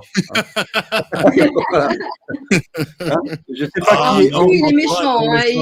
Henry Q, il dit que je suis le Bohemian Club, il me prête des intentions démentes, mais vraiment démentes. Je veux dire, les gens sont à côté de la plaque. Vous savez, la critique est aisée, mais l'art est difficile. Moi, je travaille sans rien demander à personne et je travaille depuis je travaille depuis 10 ans, en vérité. J'ai tout quitté pour faire comprendre aux gens que nous étions dans une situation très grave. D'accord? Donc, je n'ai pas de leçon de morale à recevoir de gens qui ne font rien que critiquer les autres. Ça, c'est la première chose. Et puis, la deuxième chose, c'est que au lieu de critiquer, ils pourraient lire tout ce que j'ai fait. Et ils se rendraient compte qu'il y a une certaine cohérence dans tout ce que je propose, tout ce que j'ai fait. Je n'ai jamais changé d'avis. J'ai toujours dit la même chose et je vais toujours dans le sens de la vérité. Donc, j'estime que ces gens-là sont très malveillants et que peut-être sont-ils inconscients de ce qu'ils disent ou peut-être se servent-ils des intérêts qui ne sont pas effectivement les intérêts que nous aimerions pouvoir gagner. Exactement. Soit on a des gens qui servent des intérêts qui se font passer pour des Q pour aussi déstabiliser le mouvement et ça, on le voit souvent, malheureusement. D'accord. Soit on a des gens aussi, malheureusement, qui sont perdus et qui cherchent le deep state partout. Il gratte, tu vois, comme l'histoire de la chouette. Voilà, il y a 10 ans, il ne voyait rien, mais maintenant, il l'imagine partout. Enfin, ça, c'est un petit peu le propre. C'est un petit peu. On le rencontre chez nous, hein. On le rencontre, tu vois. Vous voyez sur les réseaux, moi, je me fais attaquer parce que je suis un ancien sarkozyste. Alors, voilà, ça c'était. Il y a même des pseudo-anonymous qui ont fait une vidéo en disant que la vérité sur Antoine Cutita. Alors, les gars, à un moment donné, vous savez, quand on ne veut pas que vous sachiez quelque chose, vous ne le saurez jamais. Et quand on vous laisse tout au vu, Ben, c'est justement qu'on n'a rien à cacher. Donc, arrêtez de trouver des diables chez tout le monde. Regardez-vous vous-même d'abord. Regardez-vous, vous, tous ceux qui critiquez les gens qui travaillent gratuitement. Gratuitement, c'est que nous, on n'est pas payés. C'est-à-dire que les gens qui nous aident financièrement, ils le font par leur bon vouloir, en mode chapeau. Voilà, on met le chapeau. Si vous voulez nous aider, vous le faites. Vous ne voulez pas, c'est pas grave, on continuera quand même. Arrêtez de regarder l'autre. Regardez-vous vous-même d'abord. Qu'est-ce que vous avez fait pour aider à la résistance, pour aider à libérer le peuple? Qu'est-ce que vous faites? Pas ce que l'autre fait bien ou mal. Qu'est-ce que vous faites? Regardez-vous devant un miroir. Ça, je le dis parce que c'est agaçant de se faire attaquer. Chanter qui ça monte. Hein. Ah oui, mais tu sais, moi, j'en prends dans la gueule depuis 2018. J'ai commencé le 18 novembre 2018, j'en prends plein la gueule. Je réponds jamais parce que j'ai pas le temps. J'ai entre 10 et 12 heures par jour de travail pour préparer mes lives. Entre les lives, j'ai une association à gérer, une web TV à gérer, une radio à gérer, et puis tous les référents, tous les modos, tous les conseillers. À un moment donné, on n'a pas que ça à foutre. Ben non. Donc, regardez-vous dans le miroir. C'est très important ce que tu dis, Antoine, c'est tout à fait fondamental à comprendre. Et d'autre part, je dirais que, quoi qu'il arrive, comment dirais-je, ceux qui critiquent ne sont pas ceux qui agissent. Donc, c'est très facile d'aller critiquer en étant sous pseudonyme, en commentant une vidéo YouTube ou en commentant un texte, mais ces gens sont confortablement installés dans finalement dans leur anonymat. Ils prennent à partie, alors là récemment, j'ai encore eu Conspiracy Watch qui revenait sur le tapis. Conspiracy Watch, donc le ministère de la vérité, un type tout seul dans son coin, qui ne pense qu'à déblatérer sur les autres, qui est bourré de du début à la fin des erreurs. On m'a quasiment accusé d'être financé par l'Iran, quoi. Tout ça parce que j'ai donné des interviews à Sahar TV il y a 3 ans ou 4 ans. Enfin bon, faut arrêter, quoi. Il y a un moment, je dirais que, mais je crois qu'il y a aussi une entreprise pour nous discréditer, et ça fait partie des gens dont on parlait tout à l'heure, c'est-à-dire qui infiltrent les mouvements de la société, les mouvements populaires et les mouvements citoyens pour finalement aller dans une direction qui n'est absolument pas celle qui est souhaitable. Je vais vous redonner un truc que j'ai communiqué dans plusieurs vidéos, mais je vais continuer à le redire jusqu'au moment où, voilà, je sais que quand on a affaire à des stops, à des gens qui viennent nous critiquer, etc., bah, ça nous fait un peu le même phénomène que quand on regarde la première page d'un journal sur un étalage, et d'un seul coup, parce qu'on voit un titre clinquant, puis ça nous fait oh, et puis d'un seul coup, on pose la monnaie, puis on va prendre le journal pour découvrir, quand on lit l'article, que c'était pas tout à fait ce que le titre disait, mais disons que ça capte notre attention, ça, voilà.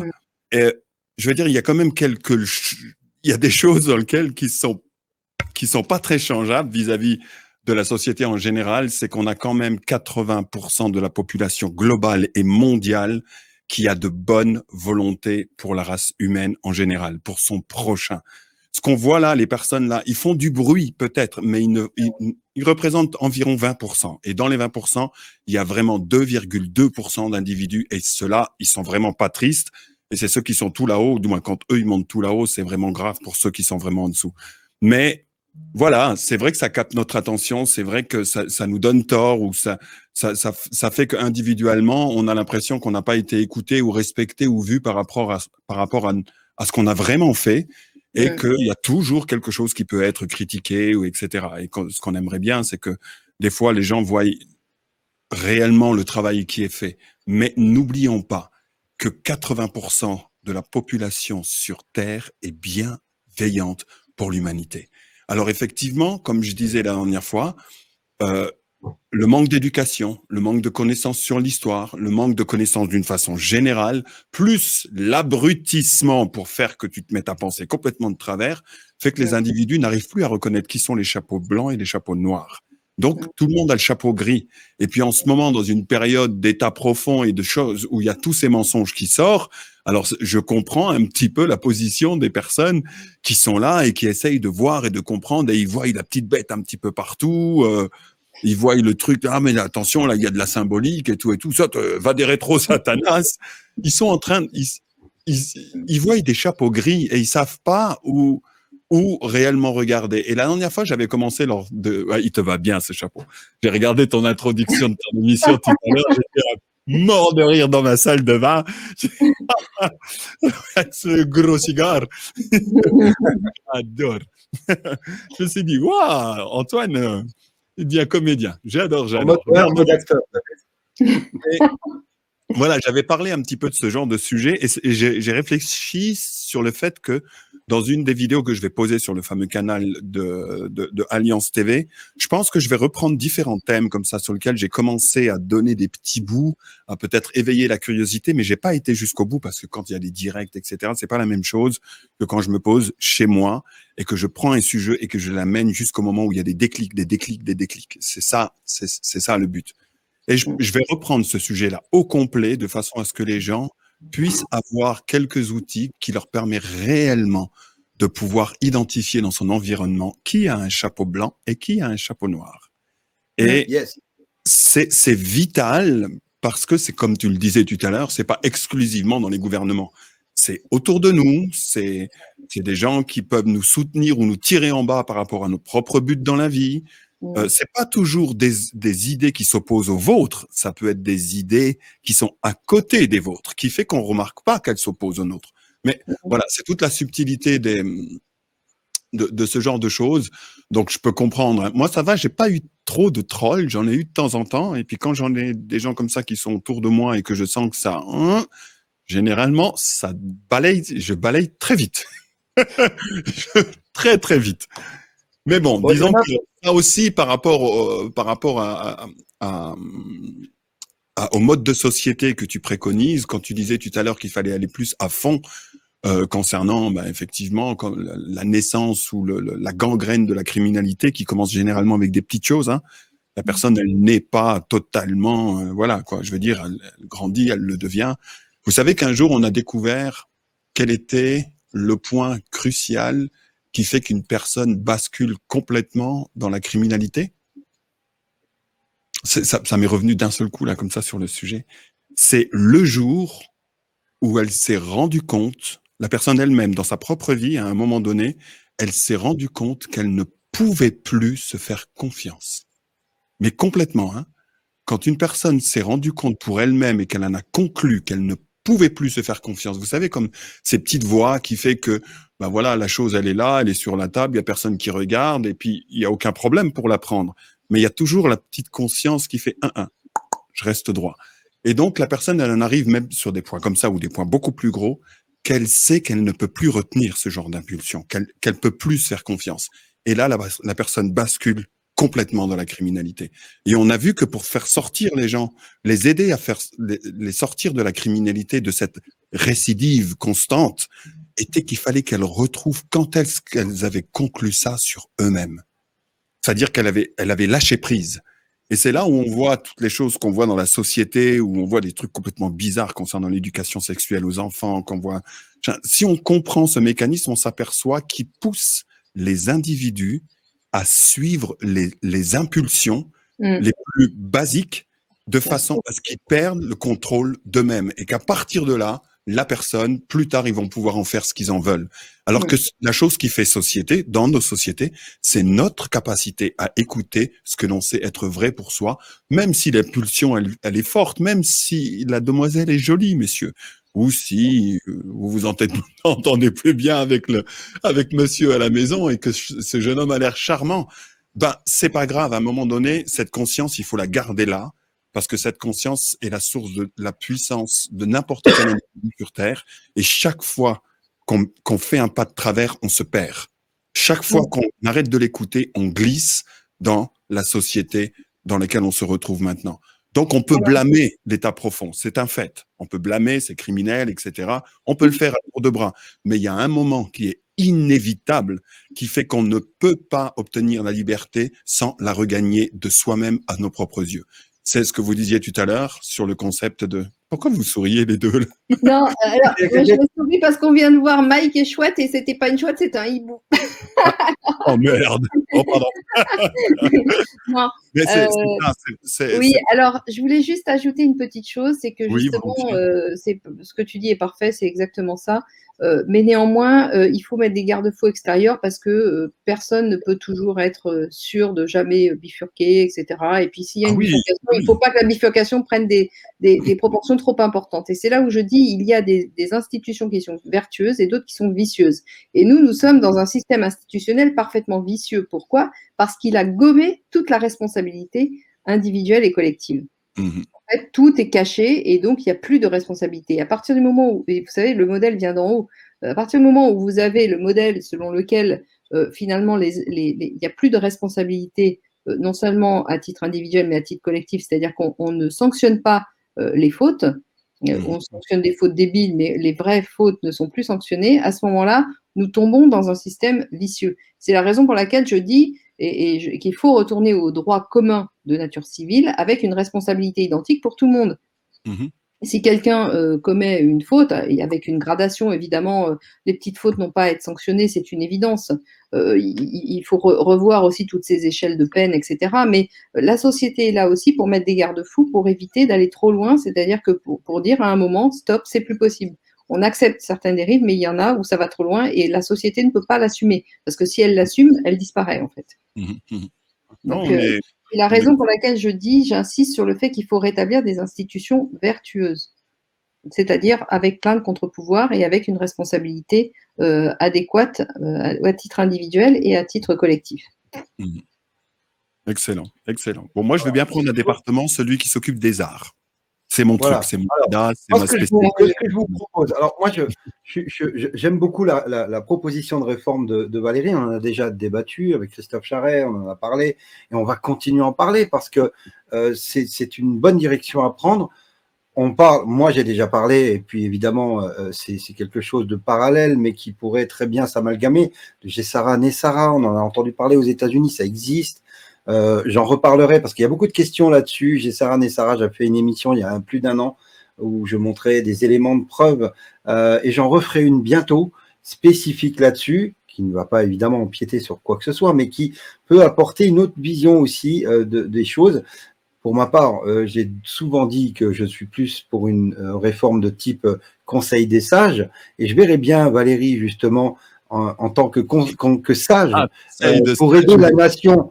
Voilà, moi c'est plutôt ce type-là, plutôt, tu vois, parce que je suis tout à fait en accord avec ce que tu montres, Valérie, là-dessus, par exemple, mais je verrais plutôt, au lieu d'un chef d'État, un Conseil des sages qui gérerait la France, qui aurait en dessous de lui un autre Conseil des sages, et à chaque fois, pas une personne ou deux personnes, mais 5, 6, 7 personnes pour gérer au niveau de l'État et au niveau des régions, au niveau des... Voilà. Non, La mais je sais que c'est pas... Confédération suisse, tu veux Alors, je dirais qu'il y a des situations dans lesquelles il faut des équipes et d'autres situations où les équipes deviennent un inconvénient. Il faut aussi C'est être clair. capable de prendre des décisions rapidement et en étant responsable. Le garde-fou, c'est la responsabilité, en fait. Hein. C'est acter une responsabilité. Sachant qu'il peut être révoqué dans ton système. Par contre, effectivement, quand je montre les ministères, il est évident que ce sont des équipes derrière. C'est pas une personne. Il y a une personne qui est représentante du ministère, qui est responsable du fonctionnement de l'ensemble, mais Ouais. le travail se fait au niveau collectif. Maintenant, pour le chef d'État, en fait, il n'est pas un chef d'État, il est un arbitre. Et donc, il n'a pas besoin d'être plusieurs. L'arbitre, il arbitre. Et en fait, il y a des gens. Je sais que j'ai eu un retour, Le plusieurs Conseil des retours. sages, Chef d'État, en fait, ça sonne mal. Oui, Ça oui, irrite. d'accord. Ça sent le vécu, c'est ça. Ouais, mais non, mais bon, il fallait donner un nom, et puis ça, c'était un nom qui était révélateur. Mais j'aurais pu mettre arbitre suprême, donc je sais pas quoi, moi. Enfoiré numéro Arbitre, 1. arbitre national, mais ça fait un peu match de foot, quoi. On sait pas. C'est bien. En fait, il y a peut-être un travail sémantique à faire sur le nom du chef Oui. d'État, je suis d'accord. Mais on peut l'appeler n'importe comment, en fait. La dénomination n'a pas d'importance, c'est la fonction qui est Humain en chef de. chef, tout court, chef, voilà, chef. Moi, chef, ça me va très bien. Mais ce que je veux dire par là, c'est que Conseil des sages, ce qui me pose un peu problème, c'est que ça me fait quand même penser au fonctionnement. Là, on revient à la Grèce antique, on revient à Sparte, etc. Et vous aviez quand même des côtés un peu malsains, parce que les gens, vous donnez tous les pouvoirs. Moi, je suis pour une société de contre-pouvoirs, pas pour donner tous les pouvoirs à un conseil de sages, parce que le conseil de sages, par essence, il ne sera pas sage. c'est sûr. Ça vite. C'est à partir du moment où il a trop de pouvoir dans sa main, il devient pas sage. Quelle que soit la qualité. Voilà, un conseil des sages qui donne autorité à une personnalité Non, parce qu'il a trop de responsabilités, trop de pouvoir. Moi, je suis pas pour ce genre de fonctionnement parce que j'estime que c'est un peu vicieux, en fait. J'ai vraiment élaboré ma réforme dans le sens profond dans lequel il y a des contre-pouvoirs à tous les étages, en fait. Mais ceci étant, tu as raison, par exemple, pour une représentation territoriale, il faudrait pas une seule personne, mais une équipe, bien sûr.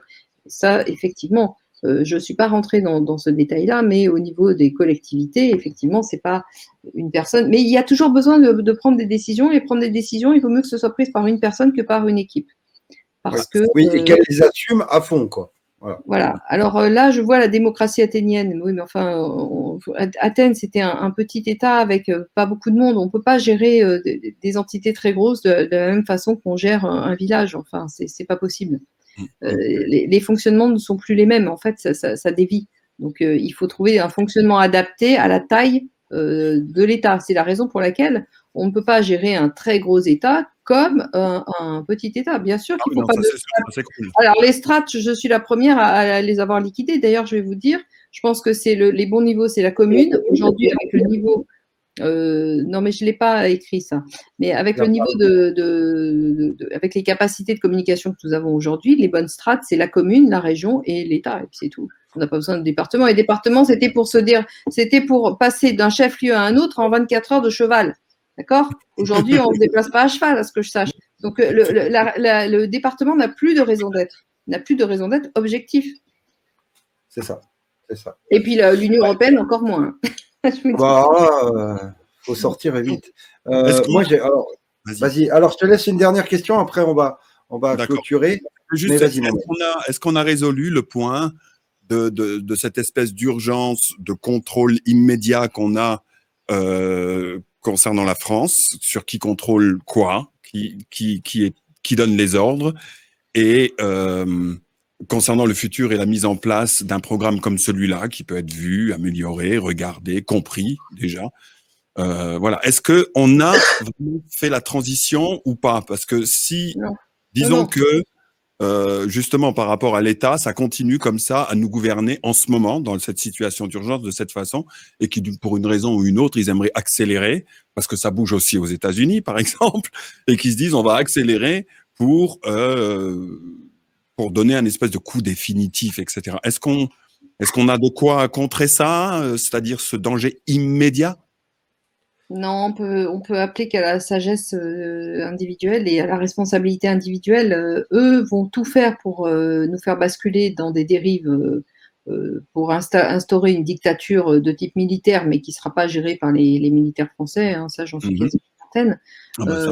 Donc, probablement par des hordes de mercenaires, soit des armées secrètes de l'OTAN, soit sorties de je ne sais où, l'Eurogène Force, où ils mettront des Allemands sur le territoire français, des Français sur le territoire grec, etc. Donc, les gens ne se sentiront pas investis d'une mission de protection des populations. Hein, ça, c'est une façon très, très facile pour eux de supprimer ce point-là. Donc, je crois que c'est pour ça qu'il y a une urgence. On est vraiment dans une urgence, mais il ne faut pas que ce soit une urgence désorganisée, il ne faut pas que ce soit une urgence émotionnelle. Il faut que ce soit une urgence avec une structure froide derrière qui organise. Et c'est pour ça que j'ai dit non. En fait, Mike, ce que vous dites, c'est parfaitement vrai. On n'a pas fait cette transition. Mais cette transition, j'appelle à ce qu'elle soit faite. Et pour qu'elle soit faite, il faut demander à des coordinateurs. Maintenant, c'est le rôle des coordinateurs et des organisateurs de mettre en œuvre ces groupements d'intérêt de façon à pouvoir mettre en selle le nouvel État, finalement. Celui qui prendra la suite de ce qui n'existe plus. Sous l'égide de quelle structure peut-on faire ça? Non, je pense que, tant que personne n'a pris le pouvoir, il n'y a pas de structure. En fait, c'est un mouvement spontané. Ça peut être qu'un mouvement spontané, sauf à ce que tout d'un coup quelqu'un prenne le pouvoir et l'impose, que ça plaise ou non, l'impose, et puis ensuite on verra si ça convient aux populations. Mais vous savez, dès que vous faites quelque chose, il y a toujours quelqu'un qui n'est pas d'accord. Hein. Vous ne faites jamais l'unanimité. Mais là, je dirais que le problème auquel on est confronté, c'est que nous sommes confrontés à une urgence vitale. C'est-à-dire que si on ne fait rien, eux, ils ont prévu des choses pour nous, et ce qu'ils ont prévu pour nous, c'est la fin, c'est-à-dire c'est la mort à titre individuel et à titre collectif. C'est-à-dire que ceux qui survivront à ces injections sur les 10 prochaines années de substances vénéneuses, hein, parce qu'on peut appeler ça comme ça, si l'hydrochloroquine n'est pas une substance vénéneuse, les injections ARN messager sont des substances vénéneuses. Donc, ceux qui survivront à ça seront de toute façon mis sous un contrôle total avec traçage intégral de toutes même leur activité neuronale. Donc, on sera réduit à l'état de zombie. Hein. On n'aura plus aucun libre arbitre personnel. Donc, je dirais que là, on est dans une situation de danger vital, à la fois individuel et collectif. Et les gens doivent bien en prendre conscience. Parce qu'ils ont peur, ils sont affolés, mais ils n'ont pas pris conscience de cette réalité-là, en fait. Ils ne la voient pas vraiment. Ils ont peur, ils la devinent plus ou moins, mais c'est pas clair dans leur esprit. Il faut les sortir de la confusion. Nous sommes en danger vital, clairement. Ouais. C'est indiscutable. Je vais te laisser le mot de la fin, à toi toute seule à l'écran. Si tu veux lancer un appel, c'est le moment. Et puis après, je terminerai tout ça avec Mike, mais on va te laisser dire ce que tu as à dire et lancer l'appel que tu veux lancer. Eh bien, pour être le plus efficace possible, je pense que les médecins qui sont dissidents par rapport à cet ordre finalement anti-médecin, et à cet ordre, pas au sens ordre professionnel, mais au sens ordre politique, je dirais vous devez vous organiser, et j'appelle à des gens qui sont capables de coordonner un mouvement pour vous aider à vous organiser et à représenter une force politique autonome de l'ordre professionnel, autonome des lois scélérates votées par cet État qui n'existe plus, et autonome des décrets d'application de ces lois. Donc, j'appelle vraiment à ce que vous vous organisiez entre vous de façon nouvelle et de façon coordonnée. Il faut vraiment maintenant que des coordinateurs puissent prendre en main la situation pour organiser en fait des réseaux en termes d'activité. Alors les médecins, c'est les premiers sur la ligne, mais tout type d'activité en réalité. Voilà, le message est passé. Et alors, j'ai une dernière question avant de se quitter, mais est-ce que l'Alliance Humaine peut faire quelque chose, alors, je pense qu'on va mettre une adresse mail à disposition. Je pense que ce sera coordination Nouvel Ordre Humain. Pourquoi pas, ça pourrait être sympa. Le Nouvel Ordre Humain, la coordination New World Human. Donc, on va peut-être mettre une adresse mail comme ça en route. Et pour toutes celles et ceux qui ont envie de participer à cette grand élan humain, populaire, pour essayer de reconstruire demain, parce que maintenant, je pense qu'il faut reconstruire demain, parce que vous le savez, moi, j'attends beaucoup de ce qui se passe là en ce moment, hein, les preuves qui sont en train d'être balancées à tout va, avec même le président brésilien là qu'on voit à l'écran. Ils sont en train de balancer des preuves de dingue. Je suis ça en live. Côté, là. Même pendant mon live, j'étais en train de regarder ce qui se passait, pour vous dire. Voilà, le New World Human, la coordination, on va lancer une adresse mail, je ferai des appels réguliers et on te rendra compte de tout ça, parce que je pense que c'est nécessaire, évidemment, que tu sois dans ce coup-là. Mais si l'Alliance... Je ne peux pas faire toute seule, j'ai besoin de gens qui comprennent ce que j'ai fait et qui ensuite puissent agir effectivement avec peut-être mes petits conseils de temps en temps. Mais je ne peux pas toute seule gérer tout ça. Je reçois, moi, 250 mails sur je ne sais pas, il me faudrait deux secrétaires à temps plein pour gérer tout ce que je reçois aujourd'hui. Je suis plus en état de capacité, je suis plus en capacité, mais on a vraiment besoin de coordinateurs. Pour être un bon coordinateur, il faut avoir compris les finalités, il faut avoir compris le fonctionnement. Donc, j'invite vraiment les gens à aller essayer de comprendre la réforme que je propose.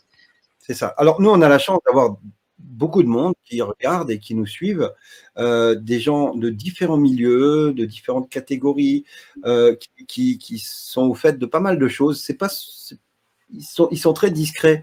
Souvent, ils n'agissent pas dans les chats ou machin, mais par contre, on reçoit énormément de mails de gens qui sont prêts à aider à ce niveau-là. Et on a une association, Loi 1901, donc ils peuvent nous permettre de lancer des choses, de faire des actions, de faire des choses. Donc on va utiliser évidemment à bon escient l'Alliance humaine 2020 pour préparer tout ça demain, parce qu'on y est, on est déjà demain. Faut que les gens comprennent que, comme tu le disais, on est en urgence vitale pour la France, pour le monde, parce que la France, le pays des Lumières, doit réallumer la lumière, parce qu'aujourd'hui, elle est extinction des feux. Voilà, là, on est en extinction des feux, donc on va réallumer la lumière. Et évidemment, j'ai déjà monté un collectif, on est en train de monter un collectif de soignants pour justement gérer l'après. Hein, on ne gère plus le présent parce que le présent, il est en train de se faire, mais on va gérer l'après. Et donc, ce collectif de soignants, on a des médecins, on a Astrid Stuckenberger, on a Laurent Montesino, il y a plein de… Mais tout ça, ce ne sont pas des organisateurs, parce que vous avez affaire après à des gens qui vont… Vous savez, dans une équipe de football, pour que l'équipe gagne, il ne faut pas qu'il y ait que des têtes. Parce que si vous avez que des têtes, ça ne marche pas. En fait, l'équipe, elle perd. Ce qu'il faut, c'est des gens qui sachent faire le lien. C'est ça. C'est de ça dont on a besoin. C'est ça. Bah, l'une des c'est très important. C'est très important dans tous les domaines. Et en particulier dans le domaine de la médecine, c'est très… Tu vois, dans le domaine de la médecine, ce ne sera pas un grand médecin qui va prendre la tête de notre collectif. C'est une ingénieure en médecine qui n'est pas médecin, mais elle est ingénieure en médecine, elle connaît beaucoup de rouages, beaucoup de choses, et c'est pas une personnalité connue, parce qu'on n'est pas là pour faire le buzz avec des gens connus, on s'en fout. On est là pour essayer d'être efficace avec des gens efficaces, le peuple. On a des gens extraordinaires dans ce peuple-là qui nous suit.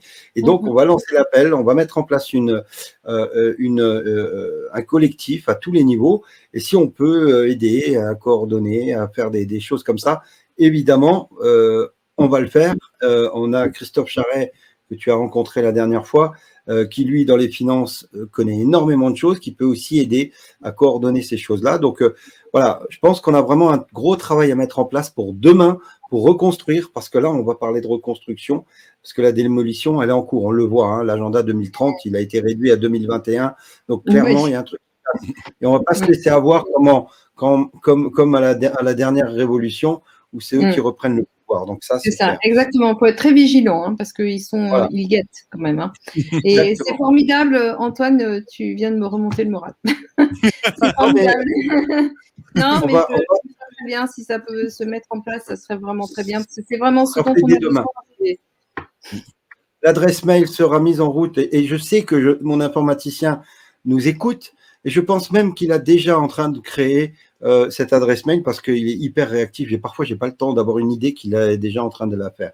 Donc, ce sera fait dès demain. On vous mettra à disposition une adresse mail pour la coordination et on se mettra en rapport avec Valérie et avec plein d'autres pour justement faire les choses proprement, intelligemment et humainement. Voilà. Bravo Antoine et bravo à tes futurs coopérateurs, collaborateurs. Nos futurs collaborateurs et coordinateurs. Voilà. On va se bouger, t'inquiète pas, on va se bouger. Ça, c'est clair. Merci beaucoup, Valérie. On se revoit dès que tu en ressens le besoin, on en parle. Et si tu as envie de venir, eh bien, tu es la bienvenue, hein, tout comme mes invités du vendredi. Voilà, je n'ai pas les clés sur moi, mais tu as les clés de la boutique. Si tu as besoin de faire passer un message, n'hésite pas. Ici, tu es chez toi. OK ? C'est important. Ouais. C'est super. Je te remercie 1000 fois, Antoine, 1000 et 1000 fois. Et encore merci pour ce soir, cette formidable émission. Ça se répète, hein, formidable. Mais c'est vrai, c'est chouette. Voilà. Formidable. Le message a été lancé. Athéna est de retour. Le message a été lancé. Hein. On cherche 2 secrétaires pour Valérie. Alors, pour ça, on a ce qu'il faut. On a ce qu'il faut et on va mettre en place. Je ne peux pas toute seule en fait mettre tout en place, c'est impossible pour moi.